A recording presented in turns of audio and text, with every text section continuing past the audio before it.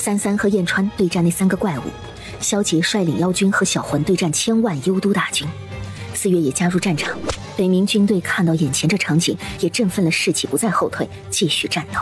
三三的周围氤氲起了一层黑色的魔气，他一刀斩下，眼前那只怪物整个脑袋顷刻飞出去。三三身子一动，随着他一旋身，一刀便将那无头怪物劈砍成了2半，整个肉身也在瞬间化作一滩血浆，之前的血虫也再没有出现，那怪物也再没有复生。破天的刀刃上附上了一层魔气，也正是这层魔气是他们的克性，相生相克，以魔制魔。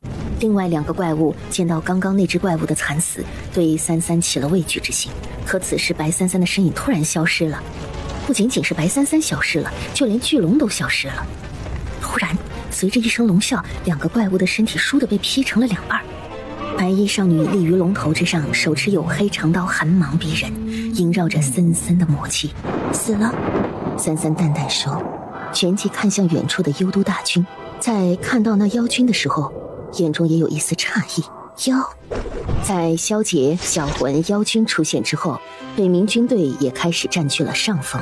魏迟的脸色变得凝沉，骤然出现的这些人强得可怕，恐怕那2人都在神境之上。而那妖军所过，亡灵军团也失去了本来的作用。将军，说，将军，就在不久前，王遭到了红衣女子刺杀，而现已将刺客捉拿。被捉拿在何处？在王的行宫，王后也在。收兵。说完这句话，魏迟已经率先转身骑着异兽往后离去了。命令下达，收兵号角一响，所有幽都大军全部撤回。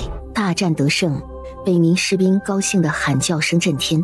哇，跑什么跑啊？老子还没把他们全部杀了。阿芷，你没受伤吧？三三摇了摇头，燕川这才放心。黑煤球，小月月，哼，没用，还受伤成这个德行。萧杰直接回身走向三三。子期，你的耳朵呢？耳朵收起来了。哦，衣服怎么破了？早知道那几个怪物如此恶心邋遢，便我去对付了。这帮杂碎怎么突然跑了？燕川奇怪，之前他们的确无退兵之意，恐怕是后方有了什么变故。燕川马上派出一只雀妖去打探消息。嘿，小小子，多谢了。虽然不知道你那是什么玩意儿，但看起来好像很厉害的样子。要不是你和他们，北冥还真打不过那帮孙子。不用，还不是因为你打不过。小魂吞噬了不少魂魄，吃太饱撑着了，走过来就直接进了三三空间里去消化去了。阿芷啊，你们来的真及时啊！你们是从哪儿过来的？我通过血气感觉到你有危险，我们便从幽都一路赶过来。血气？看来血气很是重要啊。子期，方才那些妖魂是什么？小姐正要说话，就在这个时候，燕川派出去的那只鸟雀飞回来了。启禀龙王大人，小的方才去打探了一番，就在几个时辰之前，有一位红衣女强者也在行宫中刺杀幽都王，但却被幽都王抓起来了。除了这件事之外，并没有打探到其他异常。红衣女强者，主子不会是冷姑娘吧？冷红月？难道幽都主将是因为此事才撤兵？应有其缘由。不过既然冷红月被擒获，那么也应该没有撤兵的理由才对啊。刚刚带兵的好像是那个尉迟将军，这尉迟将军和冷姑娘不是故人吗？尉迟，难怪。主子，冷姑娘被抓，我们要去救她吗？先换一身衣服吧。老夫的行宫离这里也不远，就在那边那个冒尖的地方。阿芷啊，你要不要先去洗个澡啊？燕川刚说完，萧杰便已经上前一步，将三三打横抱起，二话不说便朝着那个方向飞了过去。喂，臭小子，你抱阿芷去哪儿啊？应当是抱主子去洗澡换衣裳吧。那你叹气做什么？主大不中留了。忽然四月想到了什么，小剑一点也跟着飞了过去。主子得换衣裳，刚好他做了一身，赶紧给主子送过去。此时另外一边，冷红月被负心绳捆绑在一张椅子上。你不记得我了？帝君阁下难道也曾是本座的裙下之人？不过跟本座睡过的男人可太多了，或许已经不记得阁下了。你睡了很多男人，本座睡了多少男人，就不劳阁下操心了吧。帝君缓缓地站起身，一步一步走到他面前。那你可知道你为何要杀我？你不认得我，忘了我，又为何要杀我？冷红月，你仔仔细细地看看我这张脸，告诉我，你当真不认得我了吗？帝君阁下这般在意本座是不是记得你，莫不是对本座有所图谋？那你为何要杀我？幽都魔君妄图侵占九州，而本座作为九幽之一，皇权冥界君王，想要做掉幽都王，不是一件应该的事吗？你在撒谎！成王败寇，没什么好说的。阁下若是想杀我，那我也只能悉听尊便。既然如此，那你就留在孤身边。帝君，你我之间不是你死便是我亡，你我之间必有旧账未算，何须假惺惺放过我一个意图杀你之人？哼！还是说你自认为曾做过对不起我的事，不敢提起，亦或是你爱上我了？可无论冷红月如何刺激，帝君的面上似乎都看不出什么情绪来。可冷红月，他仿佛感觉到了他离开幽都时濒死之时的那种绝望、痛苦、锥心之痛。我没有死，你很失望吧？无论曾经发生过什么，以后你就乖乖的留在姑身边。你以为你是个什么东西，敢软禁老娘？帝君紫眸冷眯，盯着冷红月的眼睛里也染上了一丝怒意。报！启禀王，尉迟大将军回来了。他敢回来？尉迟大将军到。尉迟从一进来，余光便直直地落在冷红月的身上。看到冷红月只是受了些伤，没有什么性命危险，他心底才松了口气。他的这点小动作，帝君都纳入眼底，眼眸里蕴着一股森寒。末将参见王。莫赤将军不在外带兵打仗，竟擅离职守，离开大军。如果没有一个让姑满意的解释的话，大将军应该知道会有什么下场吧？北冥有帮手，幽都大军战败，帮手。于是尉迟言简意赅地将战场上所发生的事告诉了帝君，包括昆仑妖军。有人在幽都破坏了巨魔阵法，昆仑妖军能召唤出这支妖军的，千界唯有昆仑妖王。难道昆仑妖王已经和北冥结盟？尉迟平了下眉，他感觉不出王的喜怒，但却知道这次的出师不利，也就意味着下一次的屠杀，这是王的一贯作风。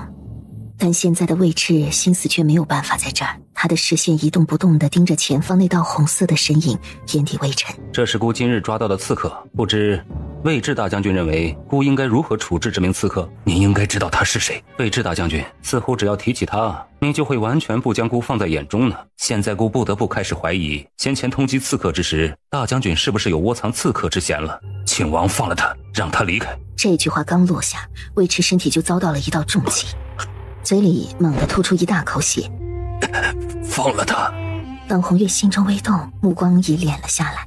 看来5万年过去，尉迟将军依然是爱护有加呀。我只知道你欠他，你永远都欠他，哪怕过去5万年、10万年，你依然欠他。这话似乎戳到了帝君的痛处。放了他，尉迟将军可真是异想天开。还是说尉迟将军想为了这个刺客背叛幽都，背叛于姑？他已经忘记了所有的一切，他不再是以前的那个人，你不能那么对他。忘记了一切，忘了正好。这就意味着他们之间可以从头开始。来人，尉迟大将军擅离职守，押下去，等候处置。四月从储物间将衣服拿过来。既然殿下在这里等着，那我便将衣裳交给殿下了。等主子出来，还请殿下给主子，让主子换上。萧杰从他手里把衣服接过来，柔软丝滑的质感让他也诧异了一下。那奴婢就先下去了。四月告退，说完便转身退出去了。这衣裳并不像普通的布料绸缎，而且萧杰发现这衣服上竟也透着一股法宝之气。忽然他想到了什么，三三既然在洗澡，身上的衣服坏了，也不知有没有换洗的衣服。萧杰站起身，拿着衣服朝他沐浴的偏殿去了。而在刚走到偏殿门口的时候，这叠衣服里忽然滑落下一件小衫，萧杰眼疾手快地接住了这件小衫。萧杰脸颊的红晕瞬间红透了耳根，手都差点颤了下。女孩子的肚兜是这么小一块吗？是子气吗？四月丫头给你做了套衣服，我担心你沐浴完了出来没有衣服穿，所以便将这套衣服给你拿过来了。那你拿进来。萧杰皱皱眉，犹豫了片刻之后，还是缓慢地往前迈步。衣服放在哪里？萧杰的眼神根本不敢看屏风的方向。三三本来就快要洗好了，听到萧杰声音有点不对，便有些疑惑。他起身，他伸了伸手，一条浴巾便落在他手中，随意地将身子围了起来。就放在这儿吧。萧杰愣了下，下意识看向声音传来的方向，谁知回头便看到裹着浴巾一身冰肌玉骨的少女。怎么了？萧杰愣了下，迅速地挪开了目光。你怎么出来了？衣服都快拿不稳了，然后迅速把衣服放在屏风上。乖乖，你快穿好衣服。说完就健步如飞地跑出去了。他出来其实就是听到萧杰说话的语气好像不太对，所以出来看看，顺便拿衣服穿上。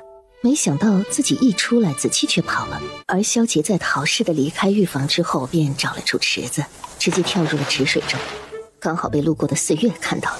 殿下，殿下怎么突然跳水了？四月刚赶到，萧杰又从水中旋身飞起，周身的水也迅速蒸发干了。殿下，您这是什么东西掉下去了吗？洗了个澡。殿下，主子洗完了吗？洗完了。殿下，您不舒服吗？没事，你去伺候33吧，他现在应当已经沐浴完了。好。萧杰又在此处站了站，让自己冷静了片刻，这才神色自然地紧随其后走去。主子，您换好衣服了。而后跟进来的萧杰也被眼前的33惊艳了，果然很适合主子，我就知道主子穿上一定很漂亮。33看着四月，然后冲他招了一下手。四月疑惑上前，主子，你用了自己的鳞片为我制衣。父王说过，鲛人族的金鳞乃是至宝，要用以治沙作衣，可刀枪不入，水火不侵。在无尽归墟之时，我也曾问过族长大人，族长大人说，若是皇族的金鳞，可不只可刀枪不入，水火不侵，还可抵御神境之下的一切伤害，即便是神境之上，也可减缓其威力，且能在关键时刻保住元魂不散，肉身不灭。奴婢想，主子经常打架，仇家也是甚多，对方又实力强横，所以便将自己的金鳞制成了绞纱，给主子做了一件衣服。萧杰听闻此言，也才恍然明了，这丫头对33倒是忠心耿耿，也不枉33前些日子为她奔波。疼不疼？不疼，比起主子前段时日为奴婢千里奔波，奴婢只不过做了件衣服，比起主子对奴婢的好，那是万万不如其一的。33知道四月在撒谎，他知道鲛人族的鳞片若非自然脱落是极为痛苦的。倒也不必，那是我应该做的，我是你的主子。那这也是奴婢应该做的。小月，以后莫要再用自己的鳞片做衣裳了，以后我自己炼一件上品宝衣便是。是，主子。对了，主子，这件衣裳叫水云琉璃衣，可以随着您的高矮胖瘦变化，即便是您长高了也可以继续穿。你这意思是要让你主子一辈子都只穿这一件衣裳了？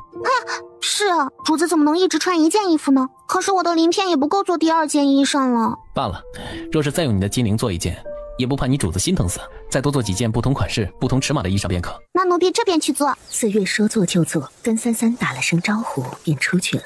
这丫头怎么现在也成了急性子了？刚刚你怎么了？没什么。骗人。我不好意思吗？不好意思什么？为什么跑？因为男女有别。男女有别？不是其他的男人有别吗？所以你跟我有什么别？萧杰看着他，眼底散发着幽幽的光，他忽的一把将33搂在自己怀里。你听到了吗？33耳朵里那心跳声分外的清晰，而且还有些快，和33以前时常听到的频率不一样。那你知道我想对你做什么吗？33眨了下眼睛，有些疑惑地抬起头，而刚抬起头，一片湿热的柔软便压在他的唇瓣上。他脑袋一懵，下意识想要张嘴说话，有什么东西便顺势钻进来了，长驱直入地汲取着他口中的甘甜。萧杰也立刻停下，昏了脑的神智也醒过来了。他马上松开手，离开了他冲动到极致想要攻城略地的地方。你刚刚听我嘴了？萧杰看着他，忽然有些慌乱。这就是你想对我做的事吗？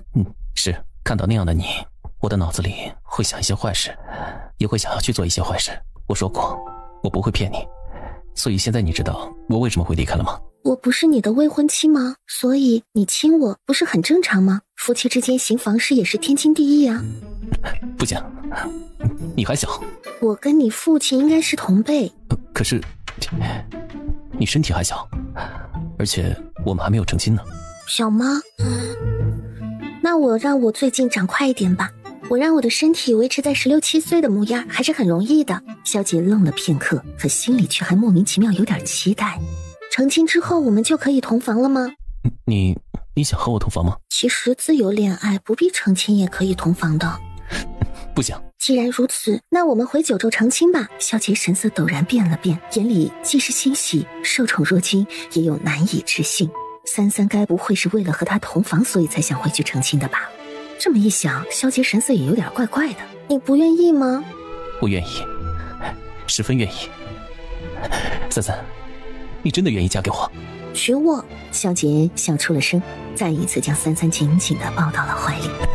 好，我将以毕生守护在你身边，娶你为妻，终生相守，永世疼惜。若违此事，天诛地灭，肉身被万兽啃食，灵魂也将不得超生，永堕18层地狱。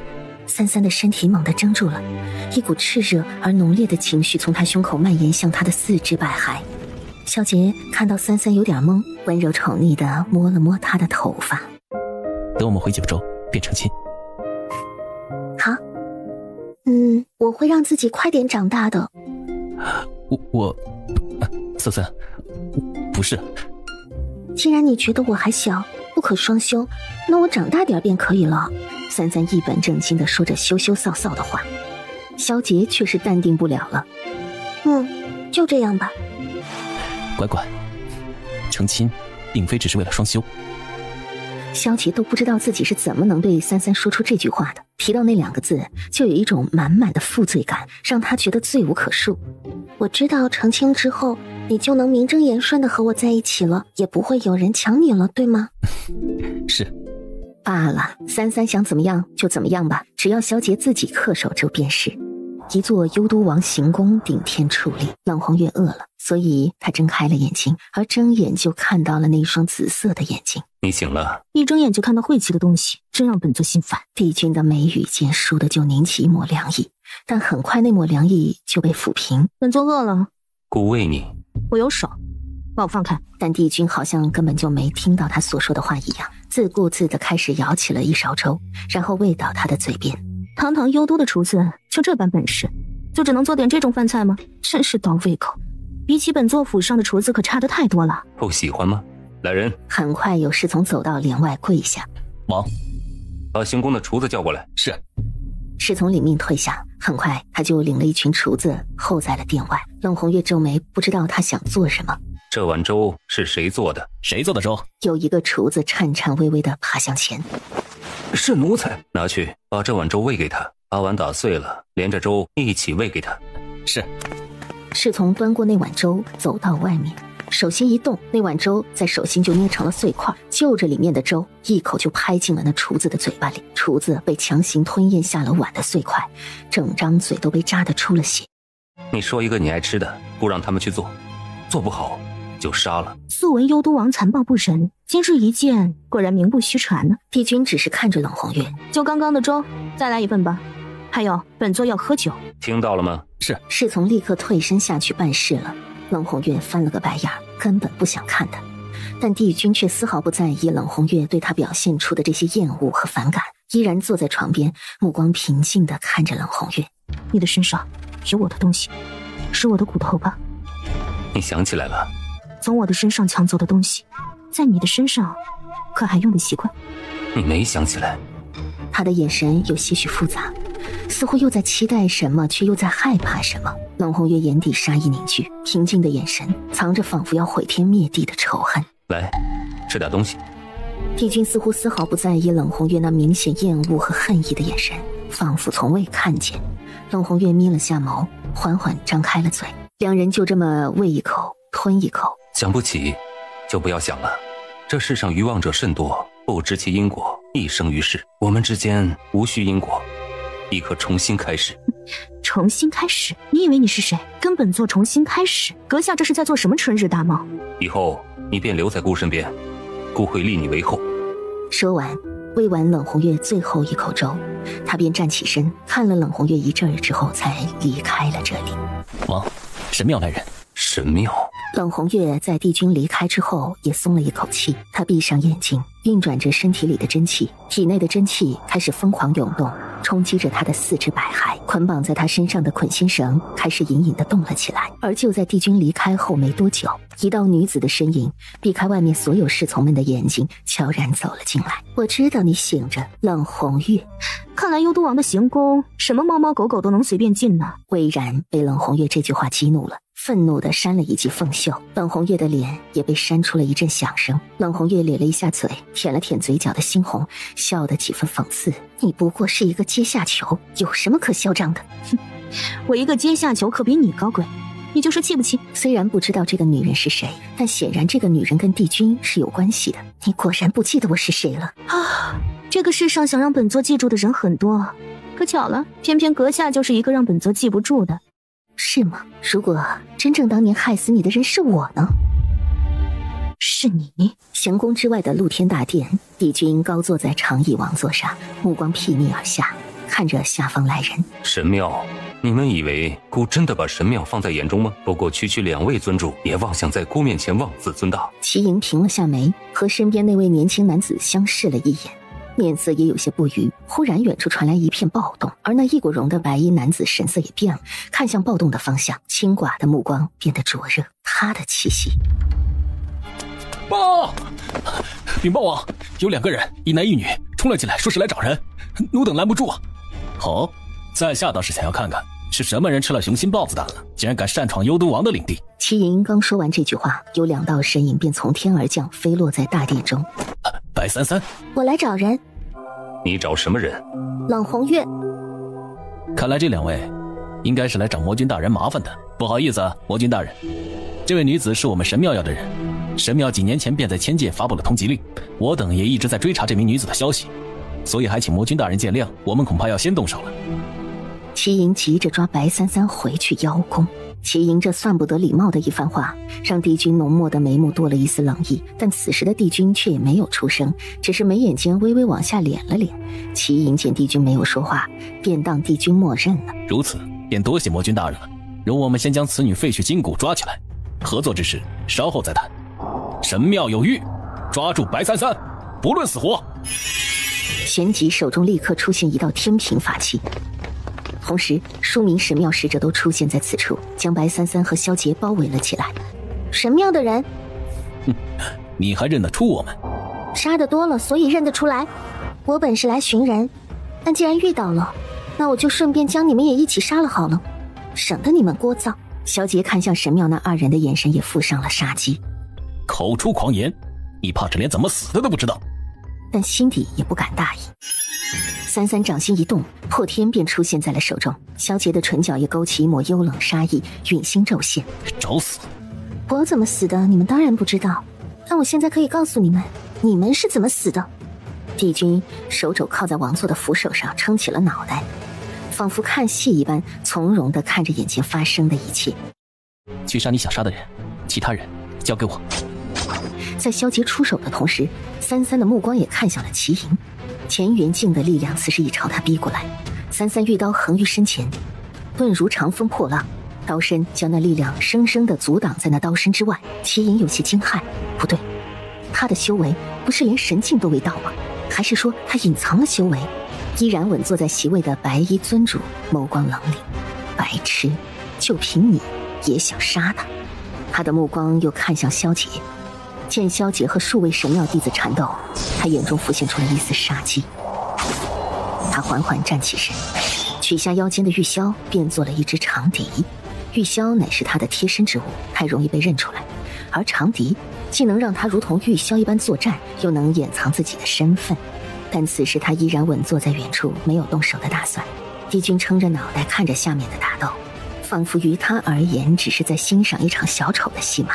三三看着齐莹手中那面镜子，目光微冷，旋即猛地一跃而起，那强横的威力顷刻从他身上荡出，紧接着陡然暴起。齐莹见状立刻迎上去，周身也卷起强大的真气，想要一击将白三三拿下。而在他飞在空中准备出手的瞬间，却发现白三三不见了。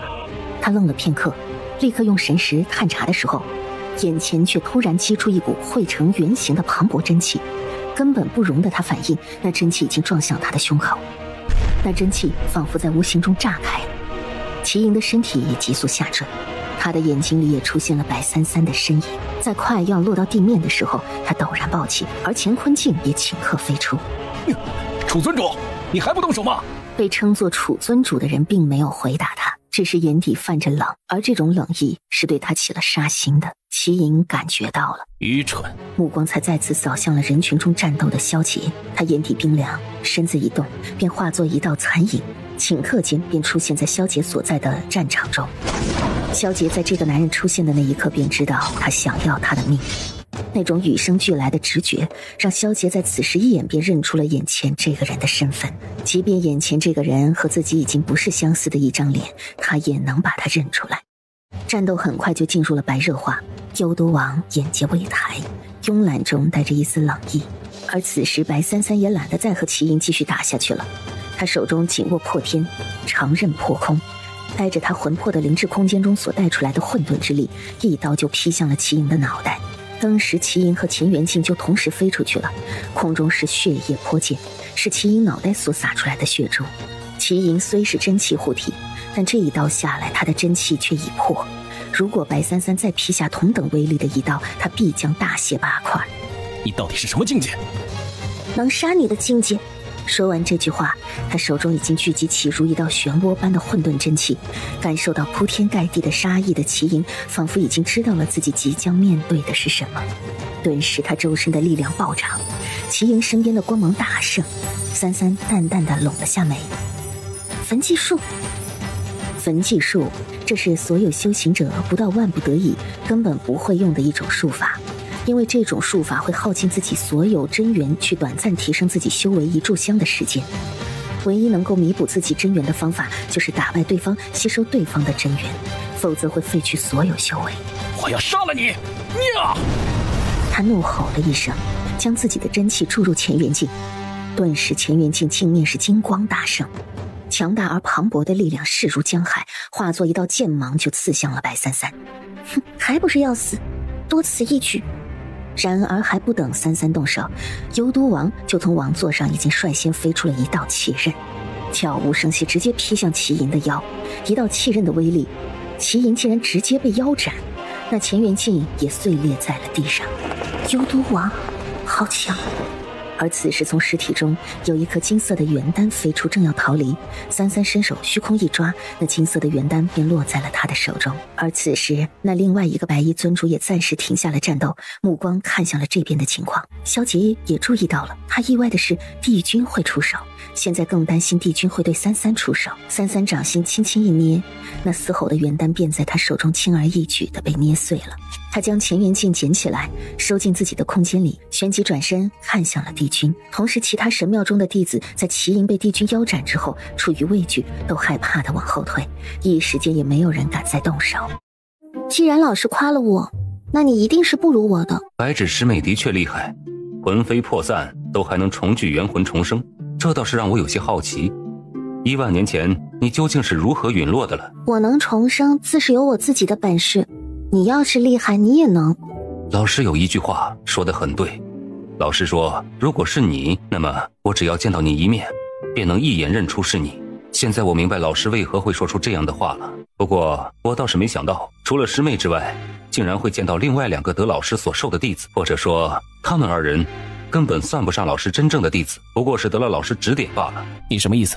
你是说我和你们是师出同门？但显然幽都王并不打算在这种事上做解释，而三三的目光却也看向了楚尘。楚尘视线相接的那一瞬间，楚尘选择了回避目光，没有承认自己的身份。原来你是神庙的人。不过孤看神庙的这位阁下似乎对孤所说的并不意外，应该是早就已经知道了。在下不知道魔君大人何意。无论你们是何人，是神庙还是鬼庙，也无论你们之间是什么关系，你们好像忘了一件事，这里是孤的地盘，孤容忍你们在这里玩这个把戏，不过是孤给予你们的仁慈。而在孤的地盘想要杀死孤的师妹，似乎神庙很不把我幽都放在眼中呢。幽都有幽都的规矩，神庙也有神庙的规矩，今日却是同伴太过冲动，行事不妥当。既然齐尊主已经被大人腰斩，还希望魔君大人有大量，不与我等计较。至于魔君大人所说的话，恕在下一个字也听不明白。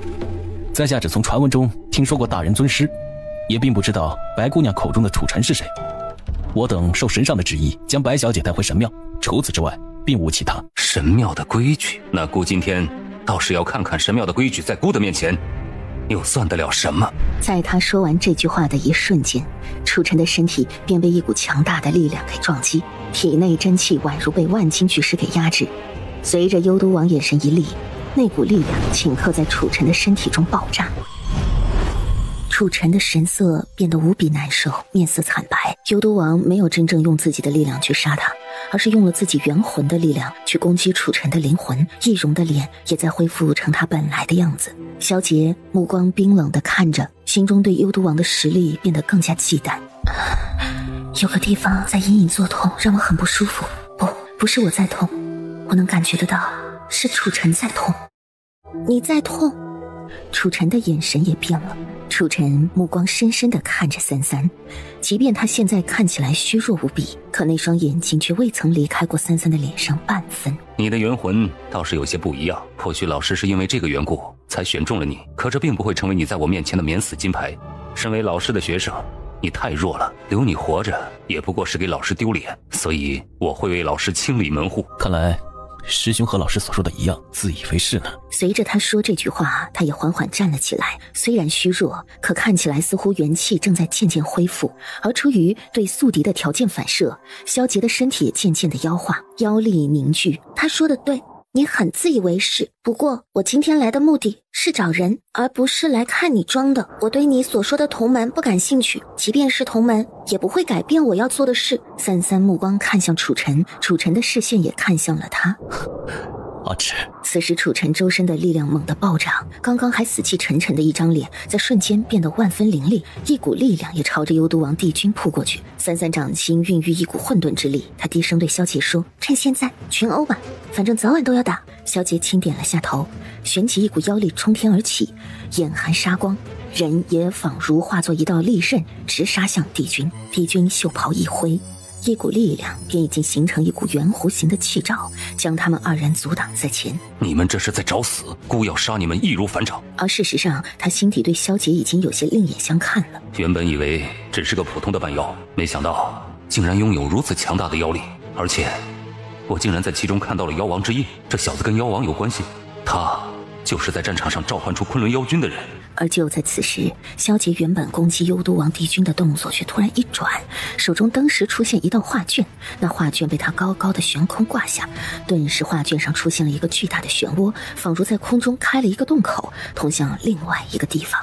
萧杰顿有一种不好的预感。三三，果然，此时楚晨已经收了动作，转而飞向了白三三。三三原本是要对帝君动手的，可却突然动不了了，全身像是被一张密密麻麻的网给缠裹住。阿赤，跟我走。他飞到三三面前，将无法动弹的三三搂在怀中。他能感觉到自己的元魂在离散，他用尽了自己所有的力量，相当于燃烧了他的元神，将所有的力量都用来打开卷轴传送阵，还有附住白三三。三三，他迅速后退，放掉了抵御幽都王的力量，整个人也被那股力量击飞出去。可萧杰根本不管不顾自己受伤，更不顾自己死活，放开他！而隐形剑比他的速度更快，直刺向楚晨胸口。帝君也被这突起的惊变愣住，浓墨的眉毛也皱了起来。楚晨被陨星剑所带的妖气灼伤，顿时喷出一大口血，面色煞白，可他的手却还是死死地抱着三三，非要将他带走。萧杰虽然想要追过来，可楚晨并未被击落，他半截身子已经被那漩涡吸入了。萧杰眼中凶光毕现，无穷无尽的妖力灼烧的妖火顷刻笼罩着整个领域，就连帝君脸色也变了。红莲妖火，这竟然是失传已久的红莲妖火。即便是他，也是在很久很久以前听说过。红莲妖火乃上古时期的妖王所炼制，红莲妖火焚世而生，是带着杀戮的。妖王，这个小子竟然是命定的天地妖王！楚晨也发出了撕心裂肺的惨叫。在他被这妖火在那漩涡外拉扯燃烧之际，三三却突然从他紧扣着的手中脱身，抬脚就踹向他的胸口。砰的一声大力将他踹出妖火的焚烧区域，整个人直接被那漩涡吸入了。阿赤，死心吧！他想起了楚晨和他的关系，也知道了楚晨的身上为何会有他的心，但他可以确定的是，他从未对楚晨有过想要双修的念头。三三目视着那漩涡连带楚晨在他眼前消失，而那原本扑向漩涡的妖火也忽然扑向了三三的身上。忽然三三身子一轻，人就已经被抱进了另外一个人的怀里，而那妖火在碰到他身体的时候也瞬间化为无形，消失在了空中。三三感觉到了那声音不易察觉的不稳和恐慌，小手轻轻拍了拍他的背脊，不要怕。而三三也知道刚刚子期是差点杀了楚晨的，妖火差点烧死他，如果三三不给那一脚的话，他倒是不怕死。这个人即便是活着也会失了半条命吧，竟然不惜用自己的元神之力打开这个传送阵卷轴，开启时空之门。看来师妹在他的心中很重要，哪怕是付上死亡的代价也想要把你带走。萧杰眸色暗恋，方才若不是三三，楚晨不一定有命离开。三三不想让他死，而三三也是故意假装被他制住。以三三的能力要解开这种控制并不是难办到的事，心里有点堵，也有一丝沉郁。子期，萧杰眼下眼底的冷郁，而后才扬起袖袍，将三三护在自己身后。他看向帝君，冷红月在什么地方？冷红月，姑倒是想知道你们和冷红月是什么关系。他叫我小媳妇儿。帝君眼底冰凉，盯着三三的目光染上了杀意。冷红月，无双城城主，喜欢长得好看的人，我很好看，所以他喜欢我，叫我小媳妇儿。帝君看着三三半晌，原本眼中汹涌的杀意，却在看着他半晌之后，那种杀意缓缓沉淀下去了。师妹，念在你我同门一场，这一次姑不为难你，带着这种小狼崽子离开幽都。冷红月是姑的人，将会永远留在姑身边。可若是你非要再次为难，就别怪姑手刃同门了。你很孤独吧？三三从萧杰身侧走出，乌黑的眼睛直视着帝君的紫眸。所以你才不想杀我？在三三说出这句话的时候，帝君的眼底悠悠划过一丝什么。孤独，站在越高的位置，孤寂本就是与之共存的东西。生命越是漫长无涯，岁月越是孤独寂寞。师妹，难道你不是吗？在漫长的生命，在无尽的时间流逝中，也似桃花红一时，随后凋零化成泥。即便肉身不腐，千古长存，灵魂也早已凋零。想要得到什么，便付出什么。这世间从来如此，而我从不知孤独是什么。不是不孤独，而是不知孤独。三三站在巅峰时是没有七情六欲的，是无心无情的，自然不懂孤独。现在我知道了，你很孤独，我感觉到了。萧杰的身体中划过一道电流，突然颤了一下。三三感觉到了，也就是说，三三知道孤独是什么了。白芷师妹，这是姑唯一一次放过你的机会。我说了，我来找人。帝君显然脸上已经有了怒容，方才消散的杀意又再次出现。而就在这个时候，忽然传来一阵动静，是从行宫之处另外一处殿宇出现的。帝君脸色变了一下，立刻看向那边。冷红月，萧杰长臂搂着三三，三人宛如一道流光就划了过去。乖乖，此地不宜久留，找到冷红月之后，我们便离开。好。幽都王已经是神的势力，即便你我二人联手，也不一定是他的对手。我知道，其实我现在也打不过他，可是气势不能输。当二人落在那爆发出一股巨大能量的殿宇外面的时候，幽都王帝君已经率先立在了他们前方。那股迸发出来的力量撞向帝君的时候，瞬间消散于无形。一道身影从殿宇上空破空砸了过来，砰的一声，那女人在帝君眼前砸出一个3尺深的坑。王，他要杀我，他想杀我！王，你快杀了他呀！他回来就是要杀我们的，他想杀我，他根本就没有被你捆住。伴随着飞扬的尘土碎屑，一道明艳火红色的身影从殿中缓缓地走出。真皇印记，他醒了。真皇印记一旦觉醒，他就会变成大孔雀，他的尾巴真大，真好看。而自他身影出现，帝君的眼睛就再也没有离开过他。坐下休息休息。一时半会儿恐怕也轮不到他们出手。既然冷红月找到了，而他看起来也没什么事儿，那么他们之间的恩怨也就让他们去解决吧。三三点点头，然后挥了一下手，2张椅子和1张桌子便出现在他们身边。二人就着这桌子一左一右的坐下来，对比起眼下的场面来说，端的是闲适自在。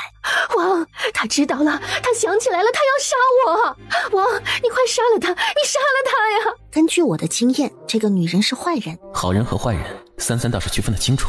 不过这个经验是从哪里来的？萧杰自然不知，三三的这种经验大多都是从电视剧里看来的，所以一般看到这种发展，脑海中总会有一个模糊的印象在那儿。帝君只轻轻挥了一下衣袖，魏然便被一股力量卷离了他身边。你也来了，我的东西不知帝君大人用的可还习惯？帝君没有说话，即便他容色看起来依然十分平静，可那泛起波澜的目光已经出卖了他此刻心底的情绪。冷红月，王会杀了你的，他能抽了你玲珑骨，就能杀了你。你以为你在王心目中地位有多高吗？不过也是个可有可无的玩物罢了。你又以为你算什么东西？不过是个靠挑拨离间、用算计得到自己这王后位置的小心。你这种渣子，有什么资格在本座面前提起玲珑骨？他的话落下的瞬间，眉心真皇印记也迸射出一道金光。殿上的女人被这道金光灼伤，整张脸都变得溃烂。我的脸怎么了？你对我的脸做了什么？这个女人的脸用了邪魔歪道。三三见萧杰盯着自己，不禁问：你也想要？萧杰还未回话，桌子上已经又出现一个装满了水的茶盏。这是灵泉水，喝了延年益寿。好，原来你不只是脑子愚蠢，就连坏的也愚蠢。哼，这张脸吸食了不少少女的精魂吧？原来如此，这个女人吸食了不少少女精魂，用以助长修为驻颜，延长寿命。这个女人资质一般，修炼数万年来都还未曾突破神境，再过不久应该就到大限期了。而她的样子也不像是大限将至的样子，原来是用别人的寿元和精魂来延长自己的寿元。乖乖曾言，千界万物各自成道，如此邪术可也能成道。虽说万物皆可入道，可这世间万物也讲究一个平衡守则。平衡守则？说简单点，便是吃进去的总是要吐出来的。你身体所吸收的灵气也会变作你身体的力量，在打架的时候，这种量便会被释放出来，亦或是当你死后，你体内的灵气便会散去，回归宇宙。而他拿了别人的寿元，因为这本质并非是他的修行之道，他岔道而行，自会受到惩罚。有夺便有失，这种惩罚也会相应的取走他的东西，这便是大道之衡。便如我现在若是踏入魔道，那么我也会受到反噬，因为我背离了我本身所适应的方式，而小魂能依靠吸食残魂而生，不会受到任何反噬，那是因为这本身便是他的生存方式。虽有殊途同归一说，可于殊途之中才是真正的考验。许多人还未到同归的那一步便死了。也便是说，他以此种方式修行，一乃会遭到天地大道之衡的制裁，二是此乃有违他本身所适应的修炼之道，便定会受到反噬和惩罚。反正我也是随便说说，若有不对的话，我不负责。而他们慢慢交流的时候，冷红月已经施法将那无数撕裂的残魂精魄给引出来。不要！魏冉声嘶力竭地嘶吼着，脸上也迅速衰老破损。现在我再给你一次机会，告诉我你当年到底做了什么。既然你敢承认一切都是你在背后捣的鬼，那么现在我就给你一个机会说清楚，这也是你唯一的机会。他五指猛屈，一股力量顷刻之间便把魏冉提起来。放开我！放开我！我是幽都王后，放开我！而就在此时，帝君忽然出手打断冷红月的施法，魏冉掉在了地上。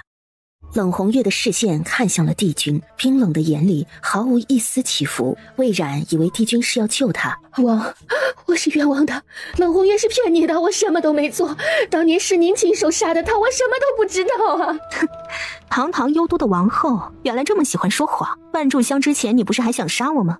你说杀了我，你才能安心的坐稳王后的位置，还说杀了就不会有人威胁到你，就像当初一样。你不是还在我面前炫耀，当初的我死的可不是帝君手里，而是死到你的手里。需要我一个字一个字的去重复你刚刚所说的话吗？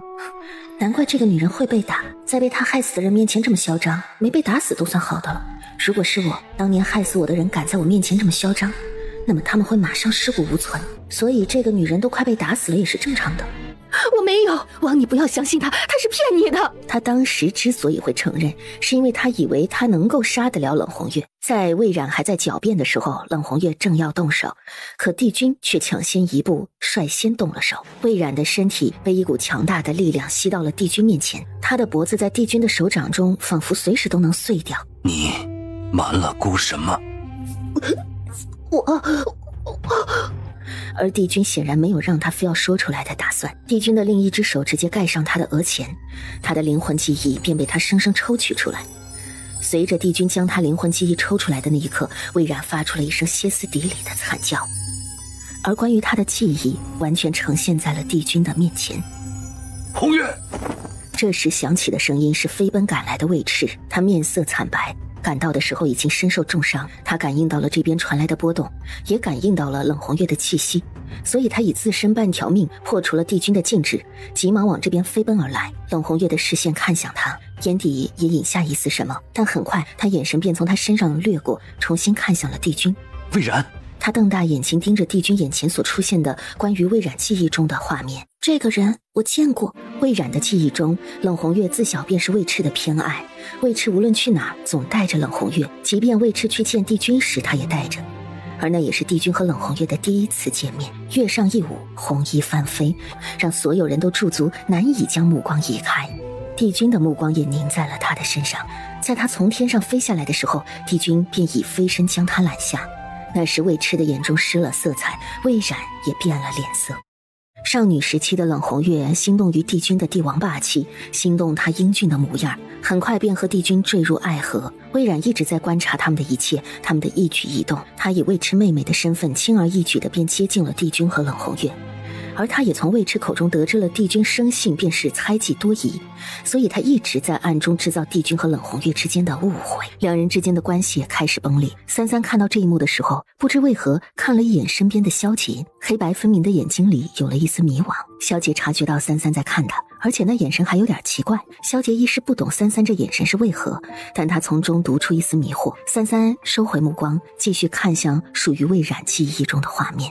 后来冷红月结识了一只雀妖，并且成为了好朋友。那只雀妖却是对冷红月有情意的，也想要和冷红月一起离开幽都。当魏冉发现了雀妖的存在后，便故意引了好几次帝君误以为冷红月意图与那雀妖私奔。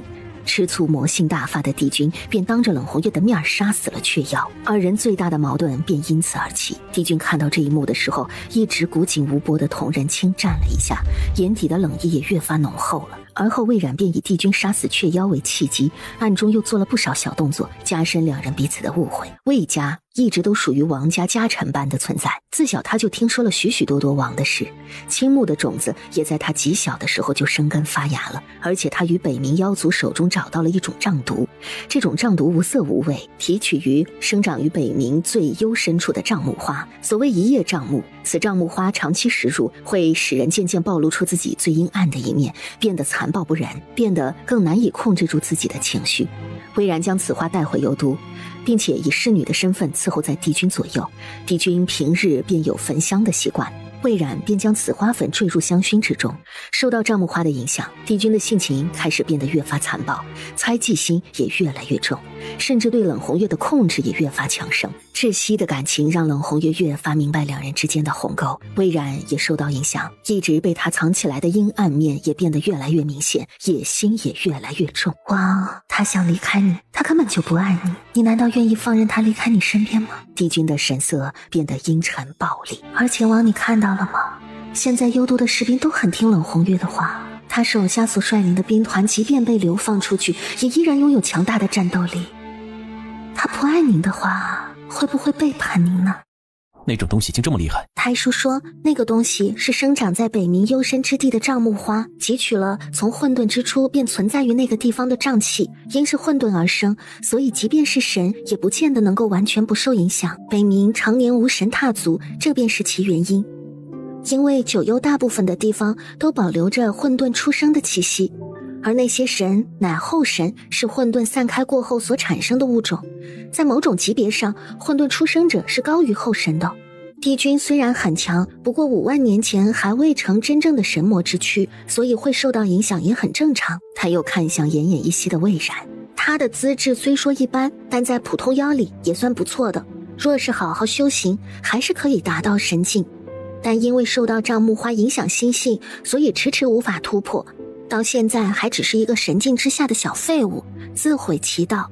瘴木花虽没有毒性，但对心境影响是极重的。二人之间本就因雀妖而生了仇恨，再加上猜忌和挑唆，冷红月失望之下已打开幽都，他放下了自己的兵权，交给了魏赤，独自一人走出幽都。可也是这一走，彻底触发了帝君的怒火。魏冉故意将冷红月离开的消息透露给了他手下的人，还教唆他们去留住他。与此同时，他去找了帝君，告发冷红月欲带兵离开幽都谋反。当帝君得知冷红月离开，而他手底下的人也跟着离去之后，被背叛的愤怒和暴虐顷刻化作一团黑云，压向整个幽都。很快我就会和王一起坐上来，不过现在我要去亲眼见证他如何从王的手里死去。他疯狂地笑了起来，宛如疯了似的，眼里透着明目张胆的贪婪。跟着魏冉的记忆，当他赶到的时候，帝君已经和冷红月打了起来，而那遍地都已是士兵的尸体，全是冷红月的部下，无一生还，全都死在冷红月的面前。他亲眼看到冷红月的怒火化作无尽的实质火焰，燃烧了半边天。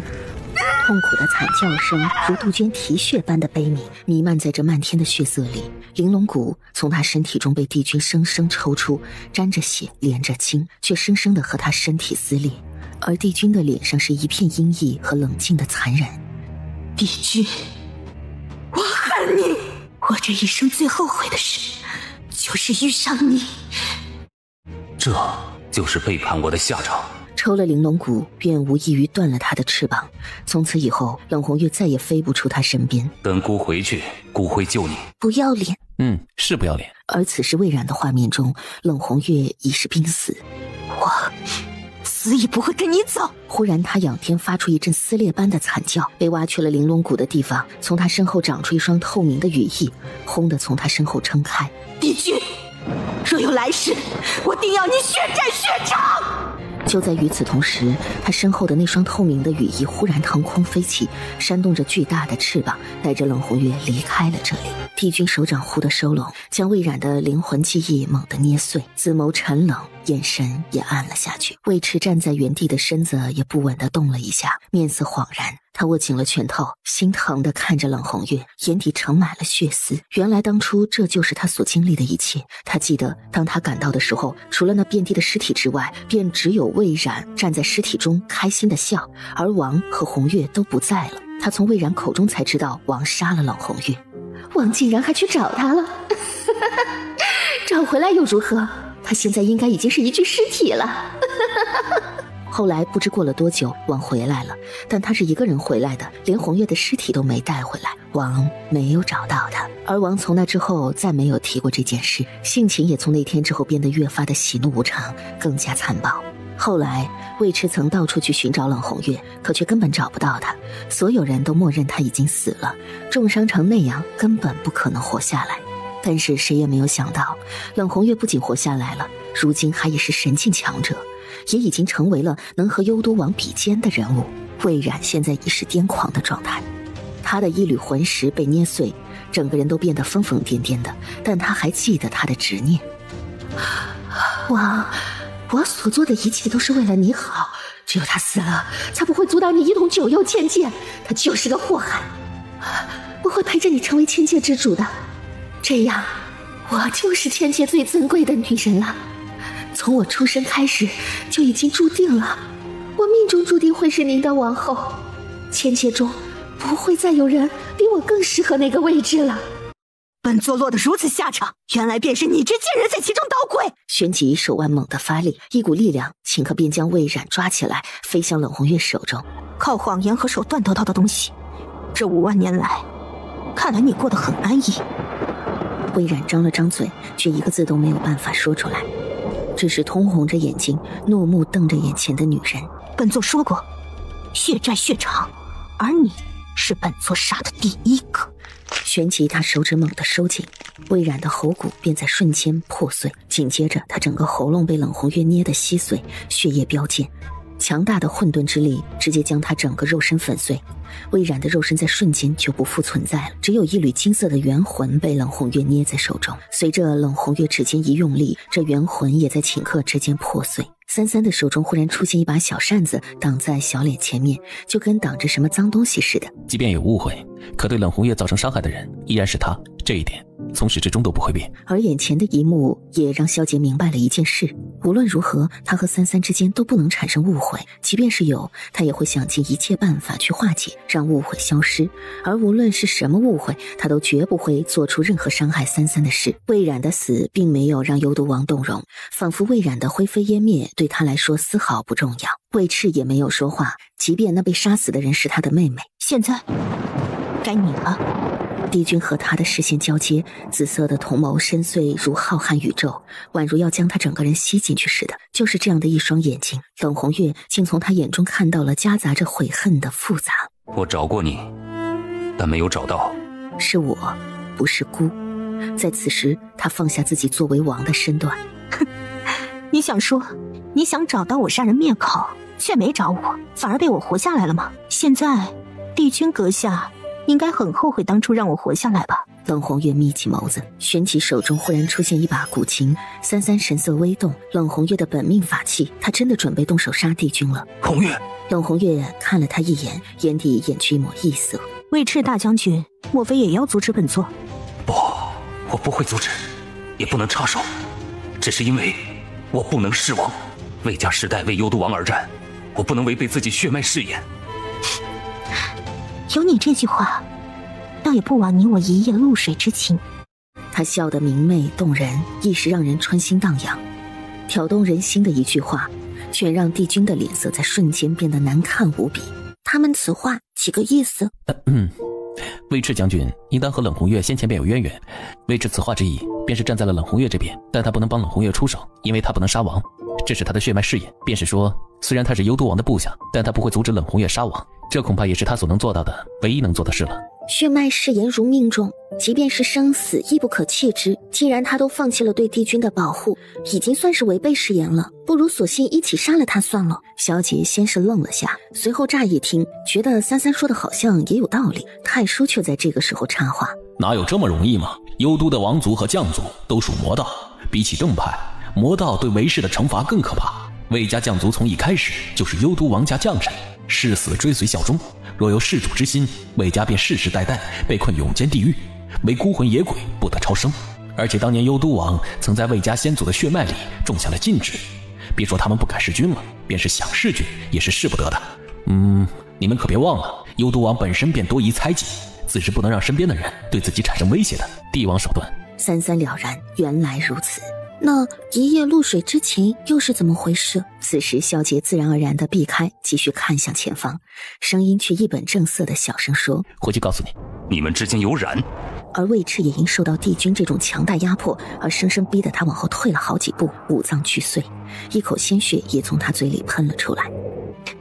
那与我有染的人可就多了，不过帝君阁下似乎也没有资格管我的事儿吧？他抱琴而立，银发红衣翻飞如魅，一股强大杀意顷刻之间从他周身迸发。帝君，今日我便来取你狗命，以报我巨骨之恨，杀友之仇！话音落下，接连几声琴音从他手下横扫而出，顿时化作几道铺天盖地的弑杀之力击向帝君。而就在那杀音即将贯穿帝君的时候，却忽然仿佛被时间停住了似的，凝在了帝君身前。你当真想杀我？冷红月没有用言语回应他，只是再次弹奏出一串音符，而这串音符所起的杀音比起方才更加的强横。忽然帝君收起那道无形的屏障，随着屏障的消失，那被阻隔在外的庞大力量顷刻如离弦之箭刺进了帝君的胸口。他身子微微颤动了一下，嘴角也溢出了一丝血。他没有还手。为什么不还手？你不是想杀我吗？孤这数万年来，从未觉得自己亏欠过什么人，因为孤是王，孤想杀谁，谁便得死。但孤现在发现你是不一样的，但是孤并不后悔。若是再来一次，孤还是会那么做，但这并不影响孤觉得亏欠于你。孤想把你带回去，想把你永远留在身边。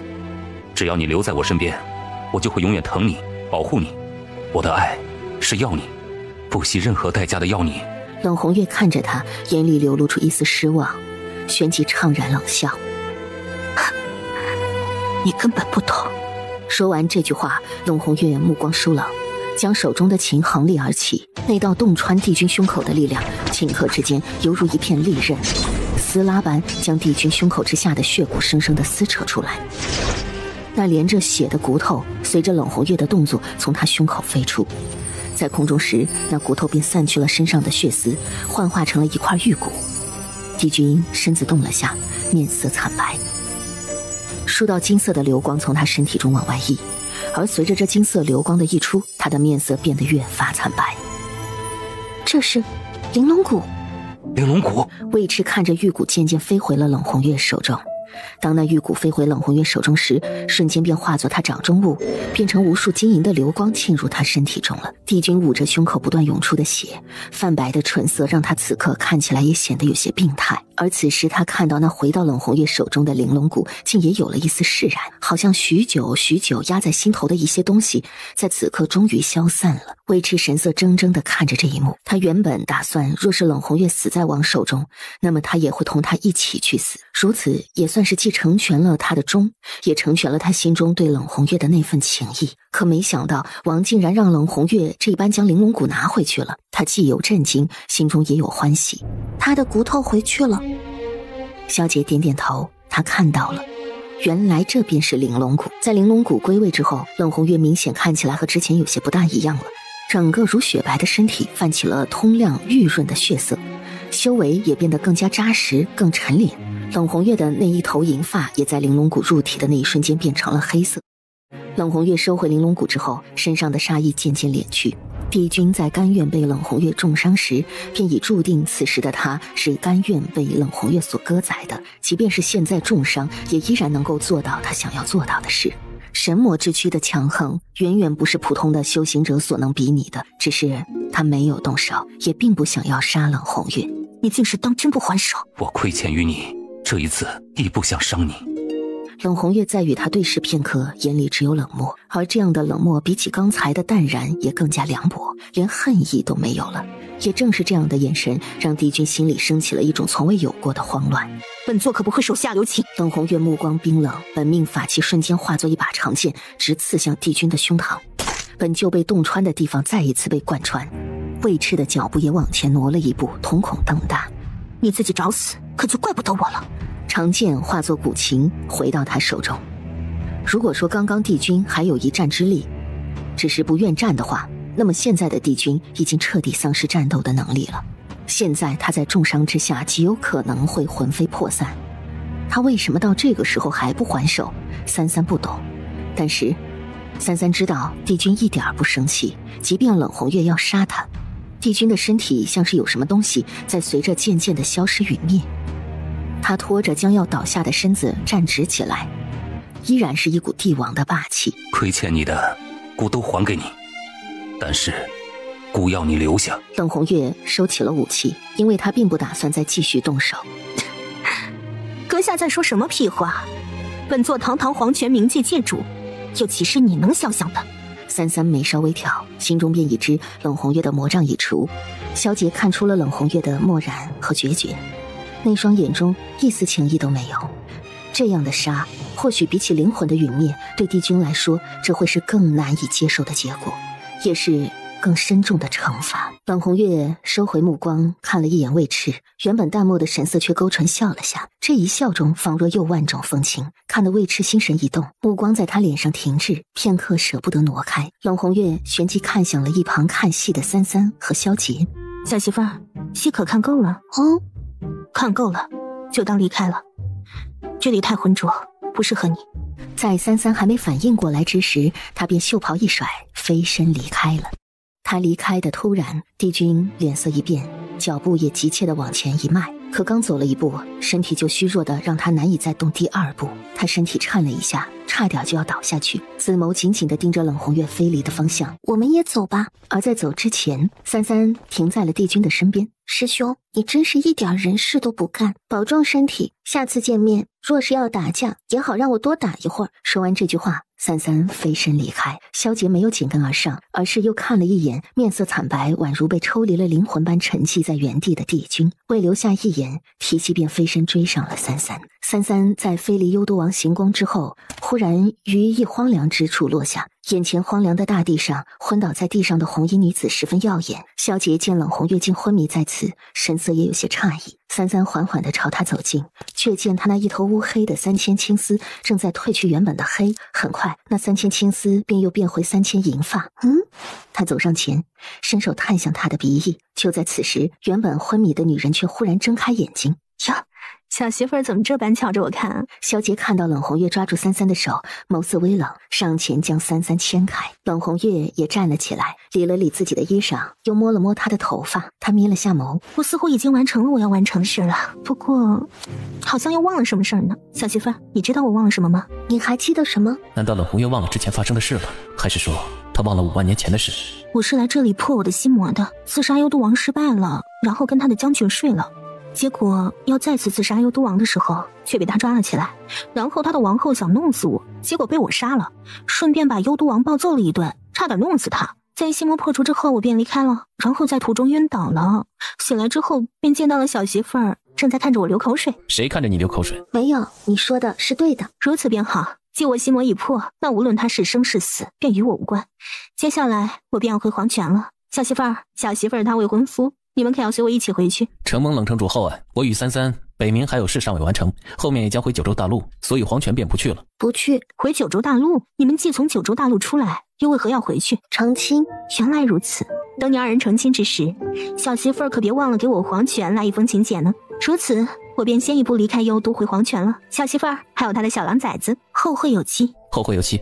三三也点了点头，与他们招呼了一声之后，冷红月便飞身离开了此地。他忘了。在5万年前他就已经忘了。孟婆汤是他自愿饮下，本就是他要忘却的记忆，只不过在觉醒之时记起了。如今过去已了，心魔已破，他便让这段记忆再次消失。他是自己丢掉的，这对他而言未尝不是一件好事。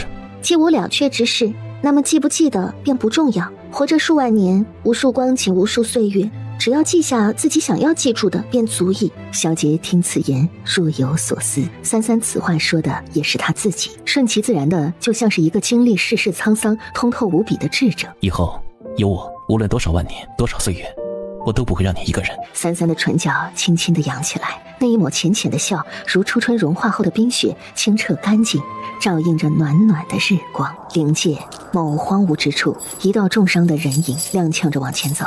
他踉跄在灵界走了许久，忽地摔倒在地，而他眼前也出现一道熟悉的身影，那身影前如笼着一层朦胧的雾气，一身仙骨，超凡脱俗。师父，早就跟你说过，你是我的徒弟当中最愚笨的。帝君的本事在千界之中足以尊神之上，他想杀你易如反掌。最愚笨的。若是从前的你，或许成就会比现在更高，只是可惜，虽你拥有一颗干净剔透的心，却已失去了初心。我曾说过，我救你是因为他，若你所行之事对他不利，那么我便会清理门户。我只是想找到他。数万年来的光景，我将一切骨血都融于其中，我的灵魂，我的血液，我的身体，全部都是关于他。我这数万年来的每一个愿望都与他有关。师父，你说你让我如何放下，我又如何放得下？明明阿芷成神前便与我最是亲密，一直将自己的心给了我，为了替我报仇而杀上的9天。可为什么他现在视我如陌生人？为什么在他眼中我还不如一个偷取我残魂碎片的家伙？云星、阿芷全都和那个男人在一起，凭什么？我不明白，师父，我真的不明白，怎么就变成这样了呢？我一直以为等我找到阿芷，我就可以好好的补偿他，好好照顾他，无论他是否记得以前的事，他都将是我一生的挚爱，我最重要的人。可是他不要我，可是他不要我。从始至终不过是你的一厢情愿，与人无尤，更与他无关。那师父你呢？阿芷对你来说并不只是一个单单的徒弟吧？对师父来说，所有的徒弟都不如阿芷一人重要，不是吗？忽然楚尘觉得好冷，那种逼人摄骨的寒冷，他想要抬眸看向眼前，却根本不敢，是本能的恐惧，那种向他压来的极度恐怖的骇人气息，如天威之压，楚尘强压内心的那种仿佛被碾碎般的恐惧。我只是好奇，为什么阿芷对师父如此重要，重要到在您的眼中所有的徒弟都不如他？青帝没有直接回答他，而那股恐怖的气息也笼罩了整个领域，让楚尘觉得这里的整个世界都仿佛随时要被他摧毁。忽然楚尘猛地喷出一大口血。你的话太多了。他缓缓地走过他的身边，在这瞬间，楚尘只觉得全身如坠冰窖，刺骨冰凉，直到他从自己身边离开，那一种呼吸都凝滞了的寒意才渐渐散去。他大口大口地喘着粗气，神色恍然，眼里毫无焦距。青帝的身影在下一刻已经出现在了临界天之涯，高空的寒风带着些许孤寂的冷，他不禁开始思考着楚尘的话。从始至终，他好像从未想过这个问题，这也不是他应该去思考的问题，但这次楚尘问起，却让他不由自主地开始思考了。阿芷，眼前也浮现出了那许久许久在他漫长岁月下被他时常忆起的画面。你好厉害，我什么时候能像你一样厉害？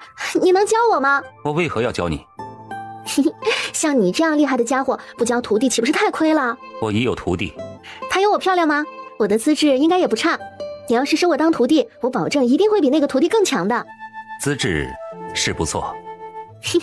那是，所以您答应当我老师啦？男人缓缓地抬起手，少女马上乖巧地走到他掌心之下，主动被摸头。男子微怔了一下，他原是想探一下他肉身的，却没想到男子嘴角浅浅地扬了起来，手下也温柔地轻轻地摸了摸他的脑袋。以后便唤我老师。好的，老师。老师，我叫白芷，无父无母，孑然一身，您唤我阿芷便是。阿芷。青帝缓缓合上双眸，或许是因为阿芷是他数万年来这孤寂无涯的岁月中唯一让他那么欢喜之人罢了。就在此时，突然一道身影从天而降，砰的一声砸落在他面前。师父。青帝出手掐指一算，随后神色微微的变化了一下，是阿芷的徒儿。他走上前，只抬了一下手，轻轻的附在他身上，随即轻轻一扫，少年脸上的血迹瞬间消失，身上的伤口也开始自动愈合了。青帝目光淡淡的从他身上移开，迈着步子离开此处。不过几个呼吸的时间，青帝的身影已经化作一道虚影，消失在这天地之间了。乖乖，到了。萧杰将怀中的三三唤醒，眼前的少女身姿和模样都似乎发生了一些细微的变化，这些变化让他觉得三三好像又长大了点儿，五官似乎更长开了些，一股灼烧感顿时窜上他的大脑。萧杰几乎是下意识的把手松开，三三刚滚落，就又把他抱住接了回来。你是在玩什么游戏吗？他好奇地问。萧杰脸红耳赤，正要解释。主子，阿芷，你回来了！哎呀，我还算了一下你们打架的时间，老夫寻思，要是这个时间内你们再不回来，老夫就带人杀上门去。刚跟小月月说呢，你们就回来了。听你的意思，还很失望？还不是怕你保护不好阿芷，你就是个半妖，你知道吧？老夫可是拥有神格的上古神兽啊，那当然是老夫保护阿芷更厉害了啊！像你这样的，老夫一个能打10个。哎呀！殿下好笑，果然比以前更强了。那么现在呢？燕川当然知道现在这小子比之前强多了，那么说就是过嘴瘾。他哼哼2声，拍了拍自己的衣服，没回答萧杰的话，就是一脸不爽。子期，不要欺负小川。一听这话，燕川下巴抬得更高了，又大声地哼了一声。好，不欺负他。这话的语气却听得燕川更生气了，一脸气鼓鼓的。燕川在听到三三他们说要回九州之后，眉头皱得能夹死一只苍蝇。阿芷，你们要回九州，那我怎么办呢？燕川顿时一跳几丈高。你要把我一个龙留在北冥吗？既然北冥夺回来了，那我答应你的事也做到了，而我回九州也还有事，九州也有我的亲戚，所以我必须要回九州一趟的。你既然回来了，想留下便留下。我曾说过，虽然你我之间有血气关系，可我不会勉强你留在我身边。血缘之气，我死你死，你死我伤，虽有不公，但我的本事便是活得久，所以你也不必太担心。怎么，你现在觉得我是一条妖龙了，配不上你了是吧？啊？我就知道，你这种神就是虚伪的，说话也不会算话，就是自以为高高在上。现在看不起我是只妖兽了是吧？就想把我一个龙丢在这里，好甩掉我这个拖油瓶是不是？我觉得你误会了。燕川扬起脖子，重重冷哼了一声。要如何你自己决定，不过北冥如今于你而言已经成为了你的责任，要丢掉这份责任，也需要将它处理好才行。知道了。如此一番话过后，燕川也决定了暂时留在北冥。就在三三他们离开的时候，三三回头看着地上缠着自己腿的那条大蛇。阿芷，我好舍不得你呀！你走了，我可怎么办呢？阿芷，你好狠的心呐！你不要我了。你这个负心又狠心的女人！大蛇缠着三三的腿好一会儿，死活都不放开，最后还是三三一脚把他给踢开，一脚踢到了天上，直到变成一个黑点点。如此，萧杰和三三才得以踏上回九州的路。而此时，整个九州大陆都狂风大作。怎么突然生异响？难道是他们回来了？快，让人去相府和战王的门口守着！太监总管立刻领命吩咐了下去。白子轩推开书房的门往天上望，便见阴雨密布，却被狂风急卷着漫天乱舞。他平了下眉，这是怎么了？但很快不出一盏茶的时间，天上便恢复了清明。白子轩原本心中还在期待着什么，但在恢复清明之后，一切都还平静着，心中也划过一丝失落。正要转身回去的时候，却突然响起了管家激动的撕心裂肺的声音：三小姐回来了！三小姐回来了！三小姐回来了！回来了！白子轩恍然间还以为自己是在做梦，当一根神经反应过来的时候，立刻起身就朝着门口跑过去了。三，战王殿下，妹妹。此时一道黑影也忽然出现在了三三的肩膀上。岳父大人，三三我给您带回来了。离开的时候还那么大一点点呢。妹妹长大了。我回来了。妹妹长大了，也长高了。是啊，长大了，快去吩咐厨子做些三小姐爱吃的菜来。陛下，战王殿下和三小姐回来了。你再说一遍，谁回来了？是战王殿下和三小姐，他们都回来了。就在半个时辰前，战王殿下亲自送三小姐回了相府。他们回来了，子期和白家小三都回来了。父皇，你们说什么？三三妹妹和战王兄回来了？快去准备一些礼物，把最近上好的贡品都带上，随朕去一趟相府。父皇，儿臣也能去吗？好，但你可记住了，如今回来的白家小三儿肯定长大了，你可不许打他主意。父皇，我知道。而当三三睡了一觉醒来的时候，宋家的人也都赶到了相府。三儿啊，是我的三儿宝吗？我的三儿宝终于回来了。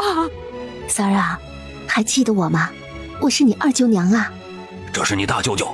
三，舅舅虽然比以前老了点儿，可还是跟以前一样英俊，可别把舅舅认错了。你们老了，不过看起来却更年轻了。咱们三三的嘴儿啊，真甜。就是呀，三儿真会说话，舅娘都要不好意思了。四月也看得开心，好奇地撞了一下身边的小丫鬟。啊，另外两个小姐哪儿去了？二小姐嫁出去了，去年成的亲，陈夏和二小姐一起嫁了。四小姐回娘家去了，暂时没住在相府。陈夏和二小姐一起嫁了？可不，陈夏是当陪嫁丫头跟着二小姐一起过去的。不过奴婢听说陈夏和二小姐在姑爷家闹得不可开交呢，因为陈夏成了姑爷的通房，二小姐一天天的争风吃醋呢。四月吞了一下口水，她原本只是回来之后没看到那两位，好奇问了问，没想到陈夏竟然和二小姐争夫婿去了。就在三三被宋家的人们嘘寒问暖的时候，相府中又来了两位客人。不必拘礼，朕这次来就是听说三丫头回来了。而当他真正的看到人群中白三三的那一刻，夏地也惊了。三丫头都长这么大了，三丫头这些年在外面没受苦吧？还好，不曾受苦。听他这么说，大家心中也安心了不少。夏帝和太子来了之后，相府又热闹了不少，但毕竟这是别人家，夏帝也怕自己久留让他们不自在，所以把礼物送过来，寒暄几句之后，便带着太子离开了。这天晚上，整个相府都是从未有过的热闹，一大家子其乐融融的吃了顿饭。三三也是等到大家散尽之后才回房去休息。四月提着2只烧鸡飞上了屋顶，看着坐在屋顶上不知道玩什么的太叔和小魂，那主子说给你们留的吃的。两人立马接着，但四月嗅了嗅鼻子，这是酒味儿。只见这两人已经晕晕乎乎的抱着烧鸡啃，一副醉醺醺的模样。太叔的身上还在往下滴着水，哦，不是滴酒。你俩从哪儿偷来的酒？但两人都晕着呢，根本没人回他。好吃。太叔兄，来干。三哥，主子好像说过太叔不能碰水啊，到底是谁教他们喝酒的？看着太叔一边抱着烧鸡，身上一边滴水的样子，四月一把把烧鸡抢过来。魂兄，再来一杯，不如我们行一飞花令如何？再喝。他干脆一把将太叔打晕过去，然后把他拎了起来。谁知一拎起来，太叔就变作一本湿漉漉的书落在四月手中。肯定是燕川那个不正经的教的。四月皱眉，随即带着太叔下去了。于是三三回到相府的第一天晚上，四月就在院子里架起了火，拿着太叔小心的烘烤。户部尚书府。什么？白三三回来了？他还没死？是的，夫人。听说今晚上宋家的人全部去了相府了呢，就连皇上都去了。这个扫把星怎么还回来了？失踪了那么多年，怎么都不死呢？回来就回来，还那么大阵仗，这些人都是怎么了？不就是一个死丫头吗？他望着屋外，忽然想起了什么。老爷呢？丫鬟支支吾吾没有说。说，老爷呢？方才奴婢过来的时候，听到下人说老爷去了臣下那里。这个白眼狼，早知道我就不带她嫁过来了。这个骚蹄子，整天勾引老爷，别以为我不知道他在想什么，不就想上位把我取而代之吗？一个下贱丫头也敢踩在我头上来，早知道当初在相府我就应该打死这个贱人，我要去撕烂这个贱人的嘴，不就是靠这张嘴把老爷伺候的舒服吗？我今天非要好好教训教训他不可。说罢，白双儿快步走出了房门，丫鬟赶忙跟上。翌日，三三是被一股焦糊味道熏醒的，一打开门就看到院子里烧着一团黑黢黢的木炭，而四月坐在木堆旁的板凳上正在打瞌睡，手里拿着一本书摇摇欲坠，眼看着差一点树叶就要被烧了。太叔。三三平眉伸了一下手，太叔便飞到了他的手里。四月也被突然惊醒，主子，旋即看向三三手中的太叔，发现太叔有点烤糊了的模样，脸色也变得尴尬和担心。昨晚上太叔和小魂在屋顶上喝酒喝多了，我见他全身都湿了，便想着用火烤一烤，没想到中途睡着了。太叔应该没事吧？无碍，太叔乃天地混沌之气所凝，又吸收了数万年的天地精华，早已不是寻常的灵，普通的水火伤不了他，即便是烧没了也会重新再生的，只不过湿了还是要晒干的，虽然外面一层干了，可里面还是湿的啊。那岂不是小太叔又要把自己晒好久才能晒干？太叔和小魂一天好的不学，净学些不好的。倒也不必，三三单手结了个印，手掌轻轻地在太叔上面覆了一下，原本酒气浓重内液湿哒哒的太叔立马变得干燥了起来。太叔发出一阵舒服的呜咽，听起来像是一副醉醺醺的样子。不会喝酒就不要喝，旋即手一动，原本手中的太叔便瞬间消失，被他扔回了自己的空间里。主子既然可以直接将太叔烘干，先前怎么没把太叔烘干，反而让太叔自己在空间里晒了这么久？好玩。看着太叔忙活半天的样子也颇为有趣，原来主子还有这种恶趣味。就在这个时候，白子轩快步走了进来。妹妹，但三三却忽然看向了自己的无名指，无名指轻轻地颤动了一下。子期来了。妹妹，战王殿下来了，你快去看看。三三和四月相视一眼，旋即朝着大厅缓缓地过去了。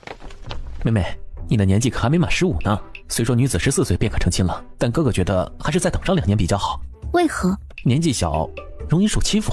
无碍，我年纪已经很大了。白子轩只当这是三三的孩子话，但又无法反驳，只能皱着眉，一脸郁闷。当三三走到大厅时，只见满眼的红绸风香，还有他许许多多没有见过的玩意儿。四月也愣住了。战王殿下，您这是？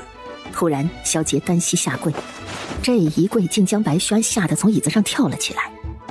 战王殿下，您这是做什么？快起来！白丞相，子期今日前来是为求娶您的女儿白三三。你何故要娶三三？又以何种身份？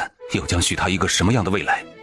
吾因爱慕三三而求娶于她，吾今在此起誓，吾将生事与卿随行，无惧艰辛苦难，山河日月为凭，附上亲友为证，吾将永世守护，绝不让三三受一点苦难。他去哪里，我便去哪里，愿舍一生荣华，只为相伴其左右。你是来提亲的吗？是。好。妹妹，你过来。哪有女孩子家的自己就去答应人家说好的？殿下快坐，我们坐下慢慢说，再好好商量商量您和三三的婚事。萧杰轻轻颔首，一言坐下。三三呐，你先跟哥哥玩去，为父和殿下一起商量商量啊。为何要商量？商量什么？倒不是别的，三三的确好奇他们要商量什么事儿，他也想知道。可这听在他们的耳中，便成了三三已经对婚礼急不可待了。主子啊，婚礼的事可多了，将战王殿下和相爷好好商量商量呗。就是妹妹，哥哥现在你出去逛逛吧。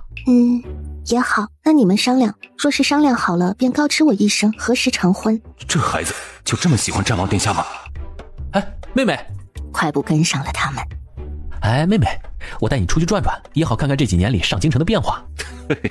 这孩子，三三的性子素来说一不二，他说什么便是什么。比起殿下，我作为一个父亲，对女儿的了解却远远不如您，连她想什么，到底想要什么都一无所知。我前半辈子为情所困，也做了不少错事，如今想要弥补，却不知从何做起了。丞相多虑了，三三并非常人，他心思玲珑通透，他不计较的一切他都不会放在心上，更不会对丞相有所怨念，所以丞相不必为此而感到忧心。比起为此而感到烦忧，丞相大人不如做好一位父亲该做的，不必刻意，亦不必多虑，顺其自然即可。三三并非寻常女儿家，丞相大人应该明白，只是您真心待她，她必也会以真心回报于您。在这个世上，或许其他的付出不见得会有回报，可在三三的身上，付以真心，必将得到更加丰厚的谢礼。听殿下一席话，胜我几番苦思无用之举，多谢殿下点拨。岳父大人过奖了。而此时，白子轩已经带着三三出了相府，在上京城中四处逛了起来。可谁知刚出门不久，就碰到了云州。嚯，三妹妹，你真的回来了？干什么呀你？知道什么叫男女授受不亲吗？有点眼熟，以前见过。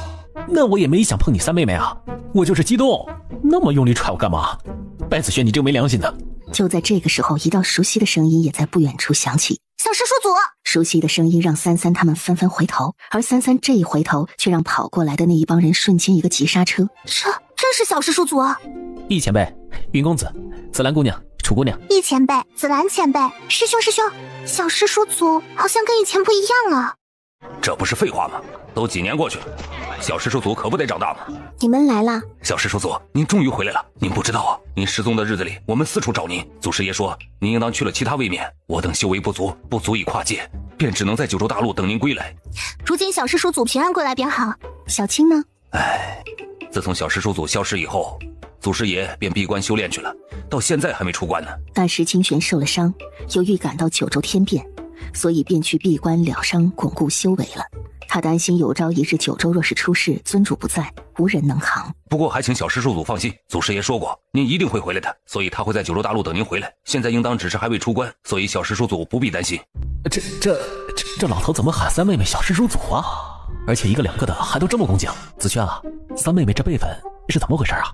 云州声音虽然小，但是在场的人都非常人，都听得到，而大家只是笑笑，并未回答。原来在闭关也是难为小青了，活了大把年纪，修为也没太大长进，这话恐怕也只能是小师叔祖能说出来呀。要知道祖师爷可是九州大陆天花板的存在，要是祖师爷在小师叔嘴里都是这般，那他们在小师叔祖眼里那得有多菜呀。我倒没有说你们菜的意思，你们的资质跟小金比差上许多，我自是不会拿你们和他比。天玄门几人突然沉默，小师叔祖这话还不如不说呢。三三其实本身是想安慰一下他们的，毕竟他们跟小青相比，资质还是差上许多的，但好像他说这话让他们反而有点不高兴。三三再补救一下，看向云惊风，努力，你还是很有前途的。是，谢过小师叔祖。三三也作为长辈似的点了点头。白子轩摸了摸鼻子，他突然不知道该不该捂住妹妹的嘴，不让妹妹说话了。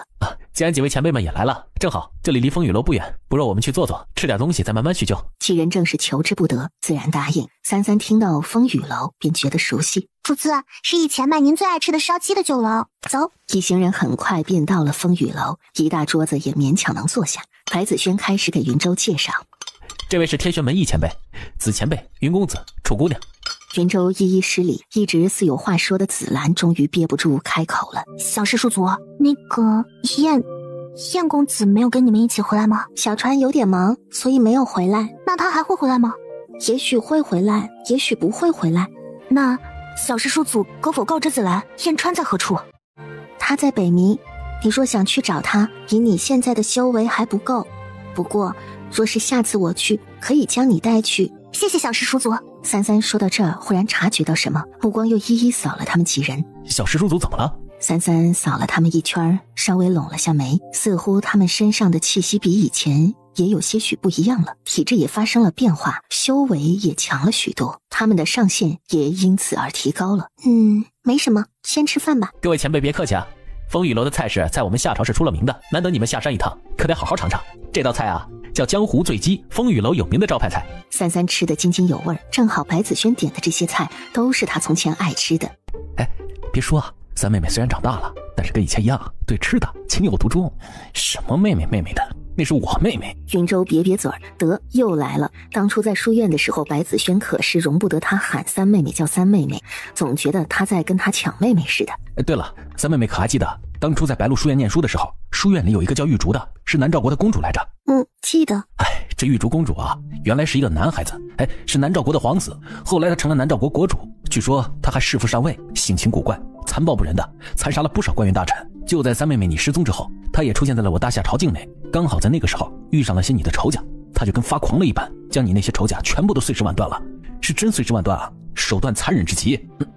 都在吃饭呢，你说什么呢？云州这才反应过来，也马上闭嘴了。此人说起来也是一大祸害，当初天玄门就不该将他收入门中。不瞒小师叔祖，狱主此人还成立了一个宗门，与正道相悖，但崛起速度却十分快，与邪道为伍，残害不仁。不过在2年前，这个人突然消失在了这片大陆，而他的宗门也随着他一同消沉了下来。每个人都会为自己选择的路负责，他既然选择了魔道，那同样也会承受别人所不会承受的东西。若是不喜欢，便修炼得更强，将他杀了便是。天玄门众人沉默，小师叔祖不愧是小师叔祖。说着，一桌子的人已经吃得差不多了，而此时酒楼下方出现了一顶软轿，此时恰好萧杰的身影从轿中走出。战王殿下。就在这时，三三忽然站起了身，脚尖一点便飞了出去，而在那仙影飘下的瞬间，萧杰便飞身迎上去，便接住了他，翩翩落地。怎能从上面飞下来了？我又不会摔死。楼上白子轩忽然有种非礼勿视的即视感，还有种酸不溜秋的感觉。你是来接我的？若我说不是呢？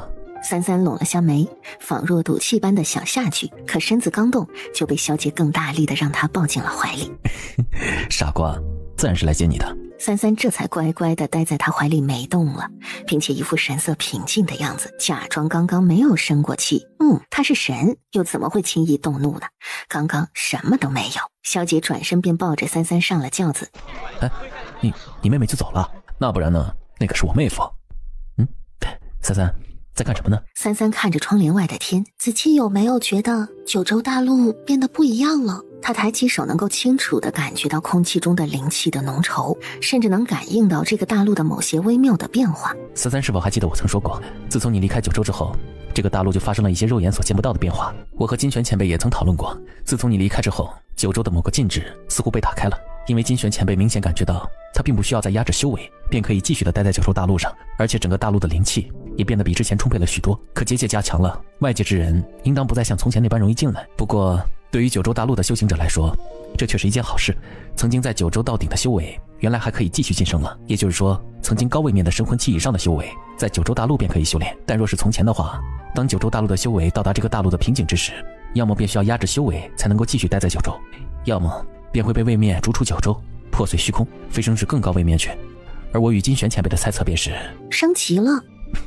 不错。天界位面有分为低位面和高位面，九州大陆算不上高位，但又并不完全是低位面，这应当是一个单独开辟出来的位面世界。而天界所有位面会随着时间的推移，位面的变化也随之发生变化，有的位面会没落，最后成为虚空符界，就像是夹在2片糕点中薄薄的那一层糖。而有的位面会升级，从低位面变成高位面，如同修行者一般。而且不知是不是我的错觉，九州大陆的升级或许与我当时……说着，三三忽然发现子期的眼睛只是看着他，一眨也不眨的，就好像在没有听他说话似的。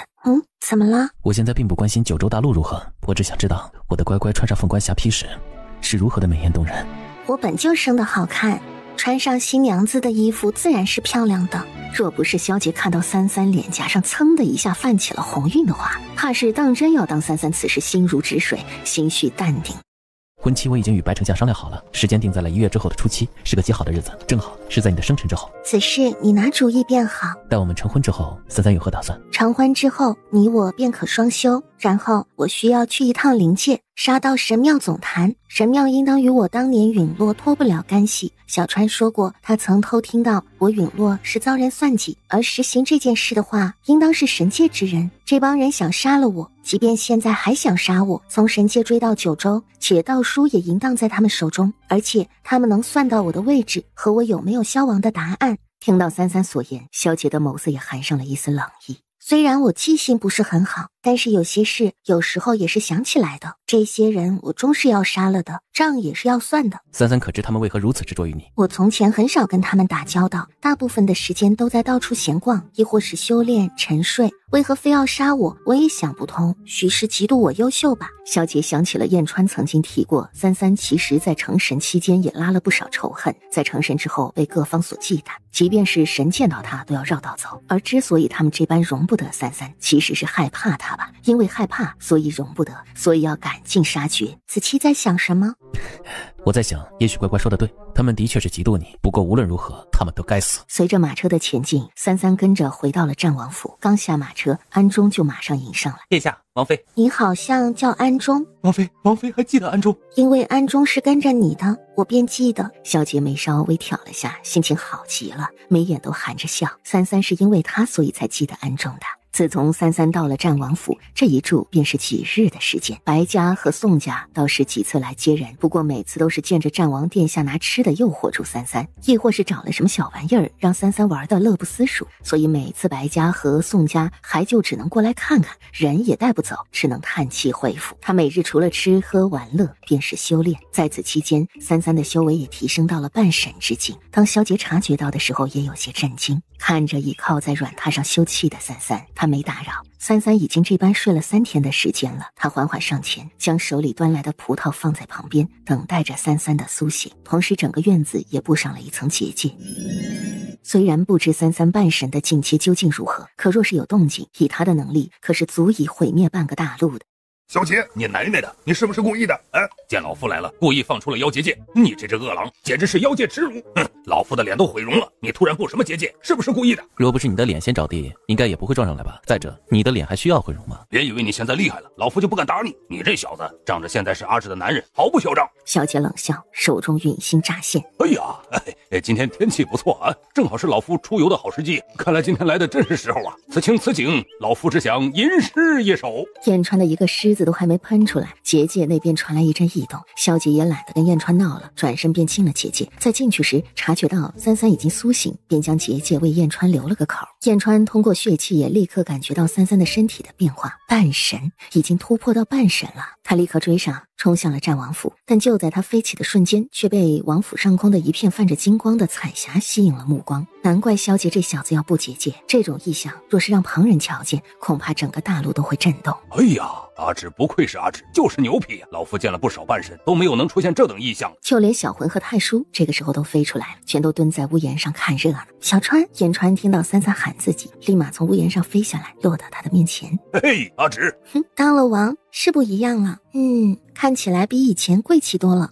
那是自然，老夫本来就是王，当然贵气。不过阿芷，你怎么这么快就到半神了？你这个修炼速度也太快了吧？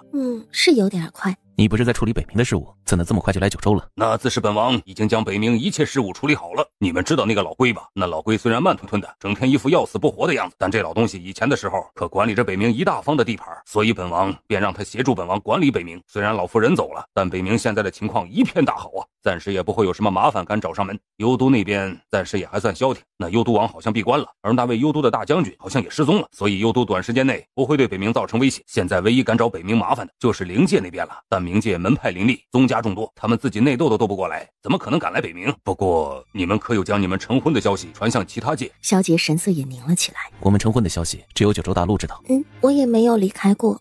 这就奇怪了，老夫从北冥出来的时候，怎么听到有人提起你们成婚的事？三三和萧洁的神色都微微发生了一丝变化。他们成婚的事，按理来说只有九州大陆的人知道，若是传出去，只能说明九州大陆中有外界的人。哎呀，我去，我知道了，会不会是那些人？阿芷是你的仇人？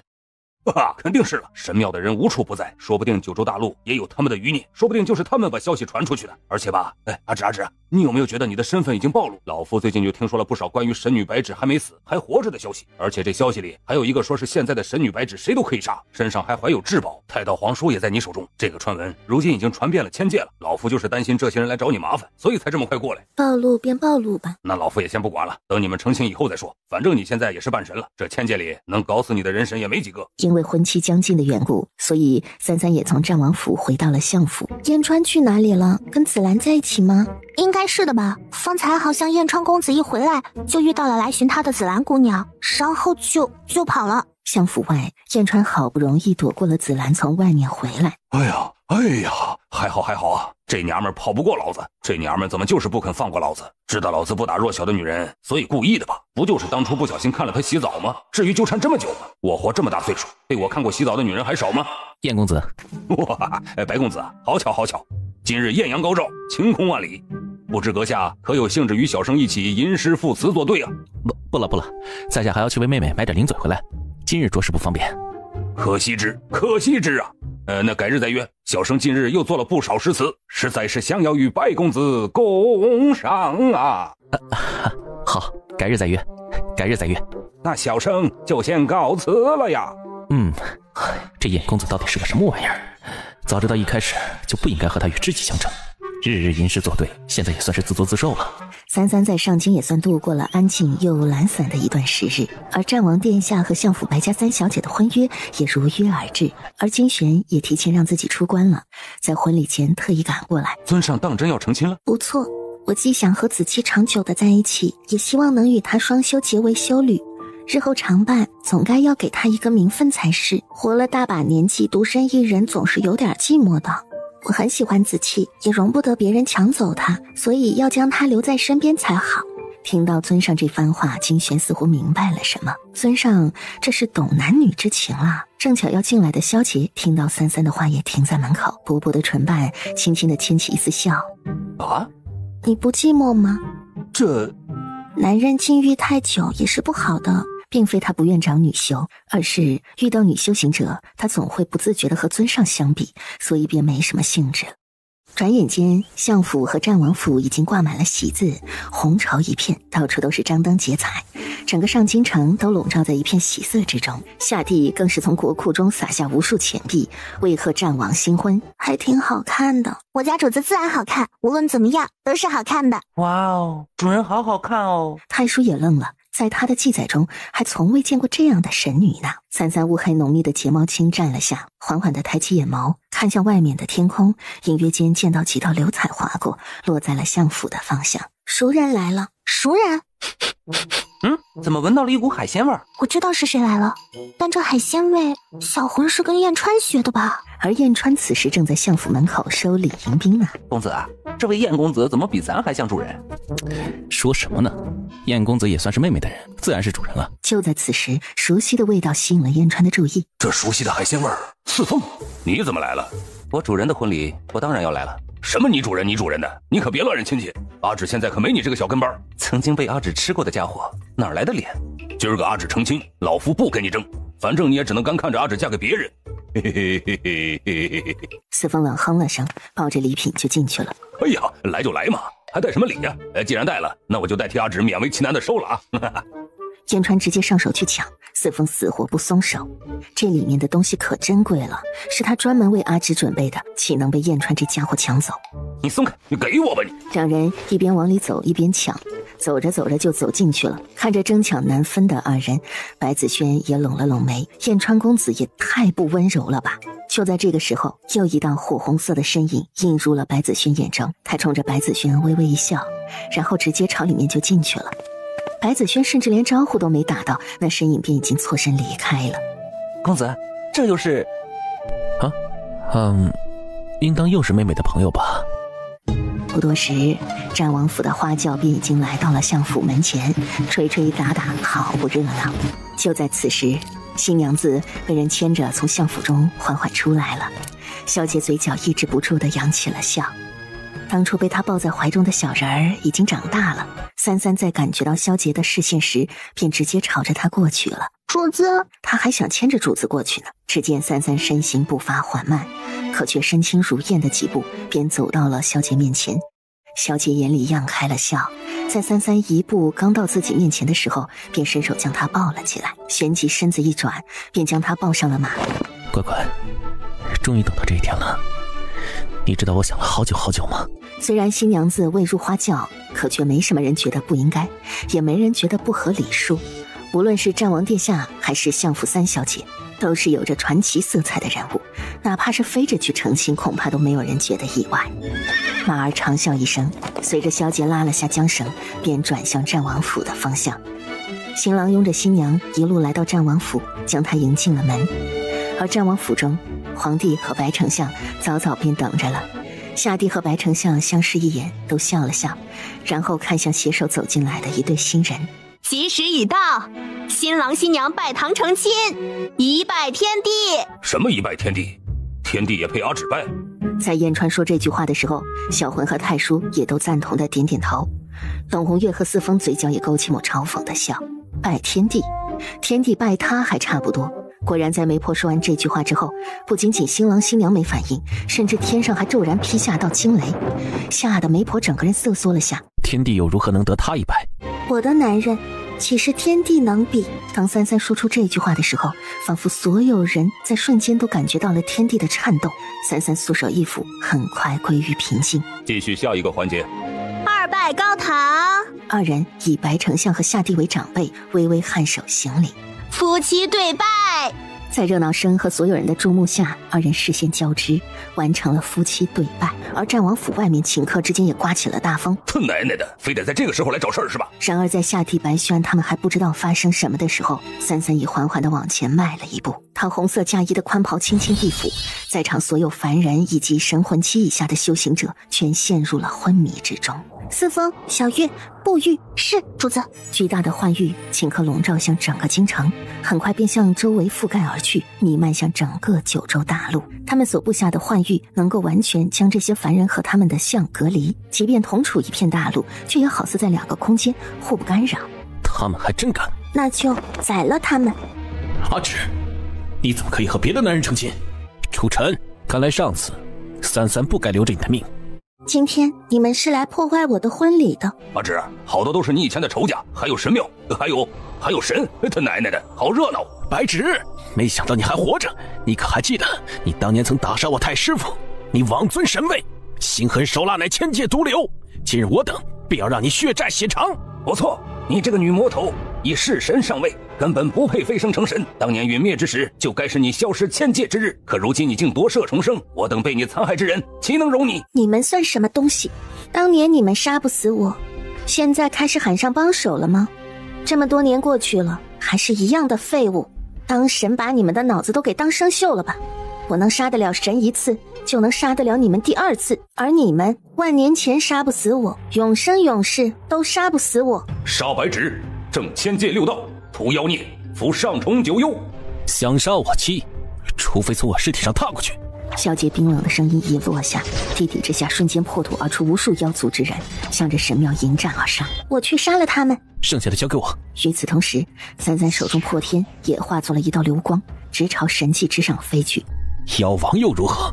你不过是我的替代品罢了。呵呵，你未免把自己看得太重要了。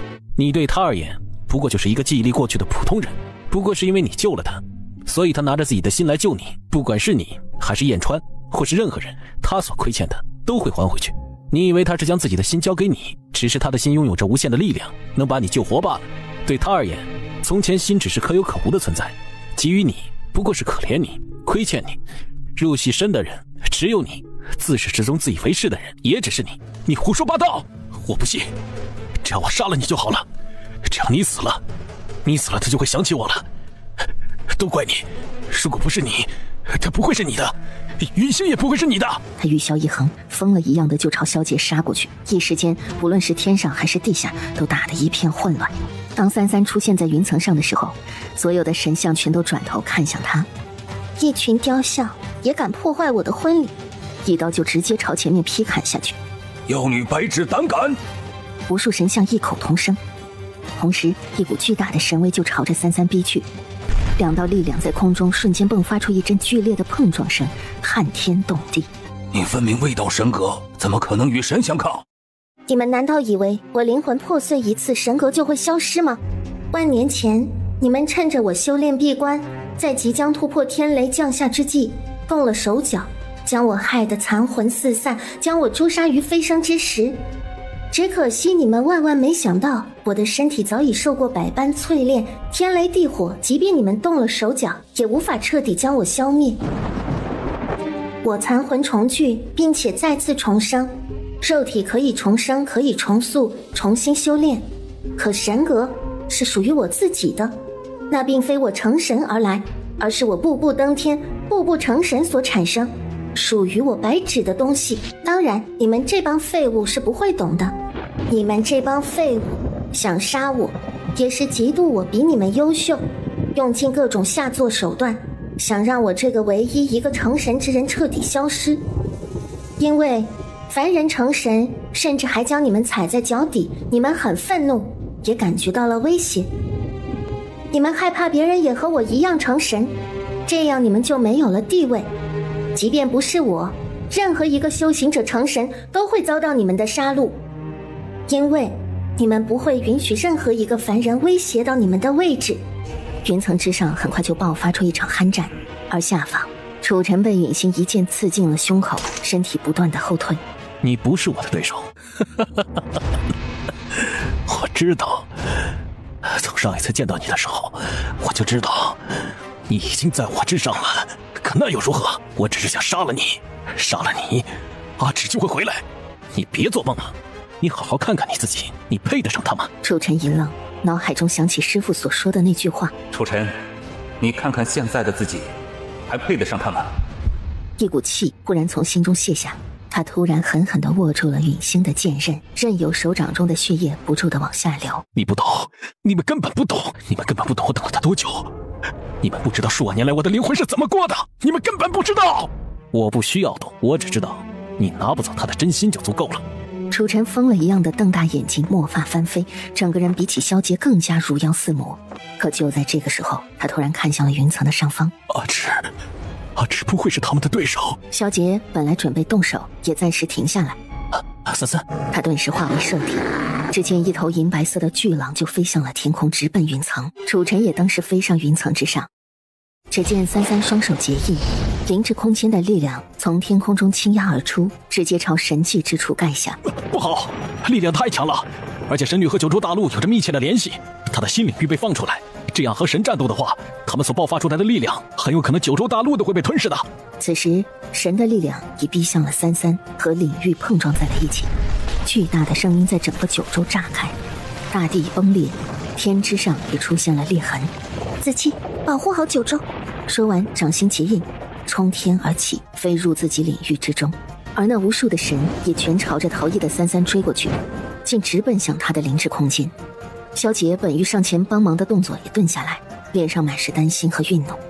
可这个时候他也只能选择听三三的话，他无法拒绝三三的任何要求，也知道三三此刻最担心的就是九州大陆，他只能将远心记起，用自己的妖力笼罩整个九州。而此时所有的昆仑妖族也都感应到了妖王的召唤和命令，同时将自己的妖力交给了妖王。燕川一声龙啸，巨大的身躯在空中翻滚，诗云不语，用自己的力量一起稳住九州大陆此时的崩裂。四风和红月见状也立刻帮了萧杰一把，帮助他保护住九州大陆。原本崩裂的大地瞬间停止分裂，震动的九州也逐渐停止了摇晃。可就在这个时候，所有人都发现云层之上的神迹不见了，三三也不见了。原本打得天昏地暗的云层上，所有的神迹竟然在瞬间消失了。同时消失的还有楚尘、噬魂兽和燕川，他们是跟着三三和神迹一起消失的。小媳妇呢？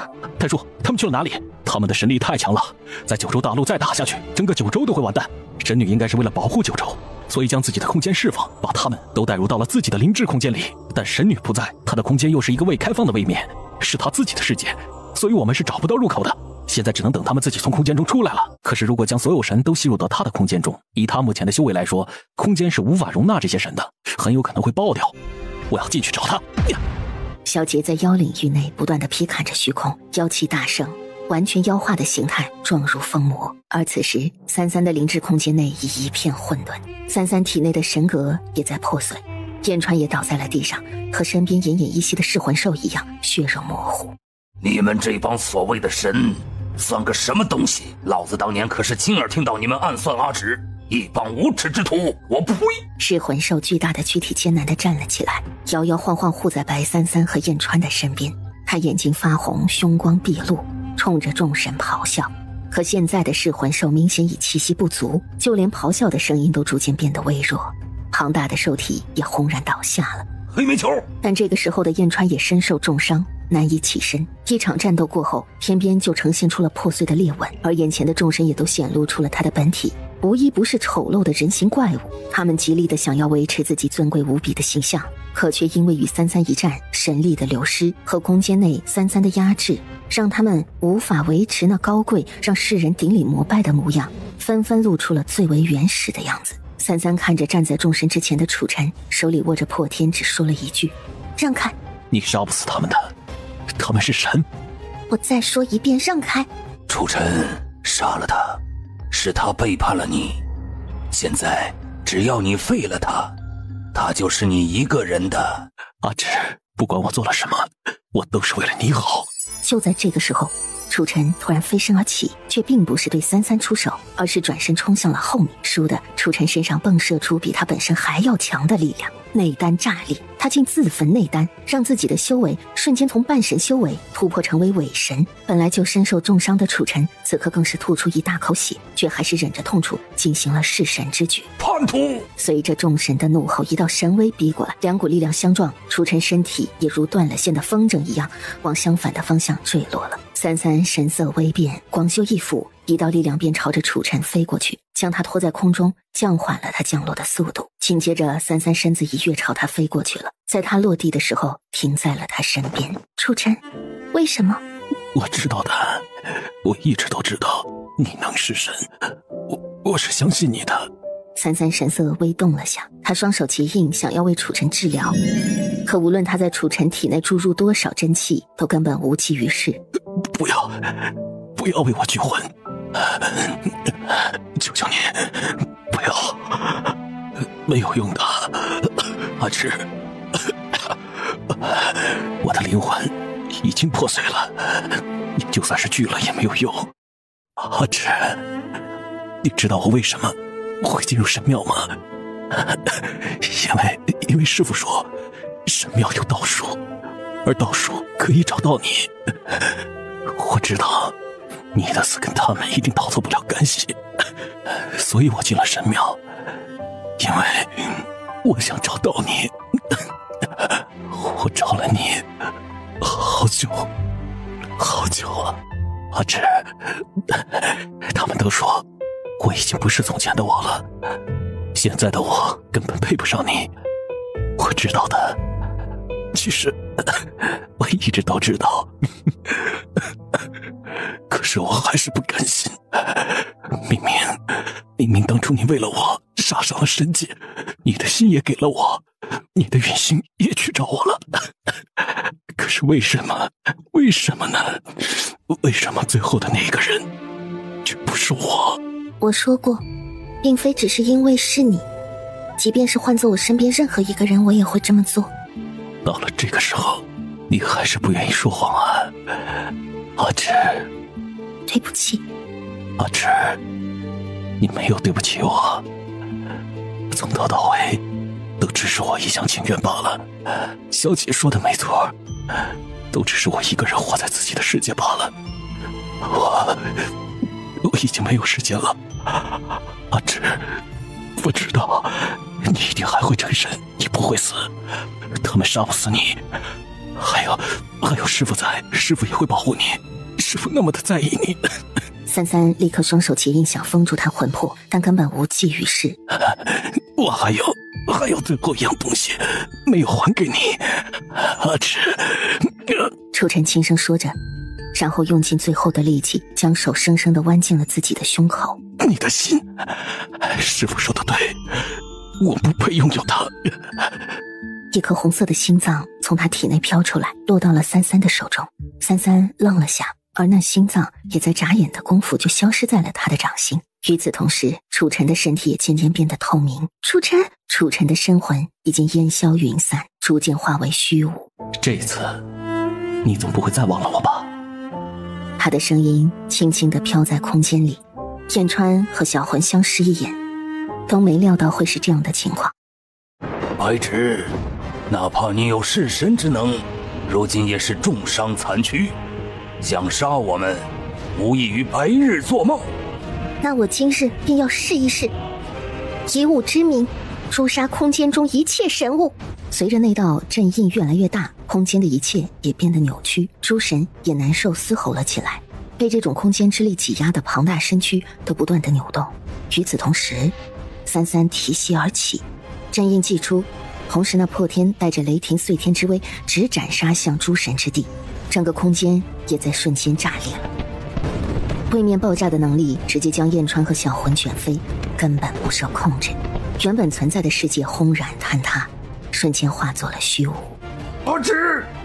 33只觉得自己的身体越来越虚弱，同时他感觉到自己的生命正在消逝，好熟悉的感觉。当空间破碎之时，他也会受到反噬，这样的力量太强了，强到他相当于自杀。在意识消散之前，33用尽最后的力气，用法力在手腕上割了一道口子，以物之名断血气之势。这样若是他死了，小川就不会死了。33的眼睛也渐渐合上，彻底陷入了黑暗。阿芷！白芷解除了血气，他怎么可以解除血气？天域凡界东南一隅被参天古树覆盖的林子里，一个穿着红色喜服的少女，如同沉睡的精灵一般躺在地上，而她的身体上也附着一层淡淡的流光。一道青色的身影站在她身边，轻轻叹了一声：“3个月了，该醒了。”他伸手附在33额头上，随着他的手附在33的额头，33身上那种流光也变得越发强烈，丹田处也顷刻之间重新凝聚了一枚金丹。破而后立，怎么总是这般不拿自己的命当回事？还是说你笃定了为师一定会出现呢？不过这一次倒是没让我失望，以后千界再无谁能动你半分。又不知过了多久，地上的人儿才缓缓睁开眼睛。饿了。主子，真的是你！小月，主子，是我终于找到你了。岁月想将33扶起来，可是却发现33的身体根本动不了。主子，你怎么会？我肉身还在长，动不了了，可是我好饿。小月，你不要管我，你自己走。不，主子，我一定要带你出去。你饿了，4月就给您找吃的，只要离开这里就有人烟了。自从主子您消失以后，我就到处找您。太叔说您很有可能是被位面崩碎的力量带到了其他地方，也许流落到了虚空，也许落到了其他位面。知道这个消息后，我们就到处在找您，殿下也发了疯似的，每个位面挨个寻找，可是都没有您的消息。鬼也穿越了好多位面，可是我太弱了，位面的穿梭让奴婢的身体也变得越来越虚弱。可是我不能放弃，我一定要继续找下去。小月不能让主子一个人。不知道这里是什么地方，这里没有灵气，什么都没有，一点法力也不能用了，好奇怪。是位面法则，这里应当是没有修行者的凡人界。印象里33似乎来过这个地方。小月，累了就歇一歇，很快就能出去了。主子，您再等等，马上小月就能给您找到吃的了。小月，主子，您再忍忍。不知道拖着走了多久，4月才在一家猎户门前停下。主子，有人家，有人吗？没一会儿，有个男人开门了。干嘛？有病啊！我家主子饿了，您能给点吃的吗？或者有什么能吃的，我可以自己做。去边去！没有，快滚！我自己还不够吃呢。就在猎户快要进门的时候，他拽住他衣服想要动手，可却因身体太虚弱的缘故，整个人差点倒下去。好啊，你还想打我，臭娘们儿！看我不打死你！他走上去对着4月一顿拳打脚踢。33听到声音，面色也越来越惨白，眼底的冷光也越来越盛。他想动，可手指只轻轻地颤了颤，无法起身。第一次他体会到了无能为力的感觉。33从来没经历过这样的痛苦，他想杀了那个男人，可却什么都做不了。想要吃的是吗？给老子跪下，就赏给你。4月咬咬牙，他知道自己身体太虚弱了，否则即便是没有法术，他也能杀了这个男人。穿越位面，耗尽了他的元神，连一个普通男人都不是对手了。可是小月，不许！4月知道主子的意思，所以他没有跪下，而是冲上去一口咬到猎户的腿上。这臭娘们儿，你敢咬我！哎呀，好，我给！哎呀，别咬了！哎，真倒霉，遇到了个疯婆娘。猎户妈妈咧咧瘸着腿，也不想继续被他们缠上，进去就拿了张饼扔给他们。赶紧滚，否则打死你们！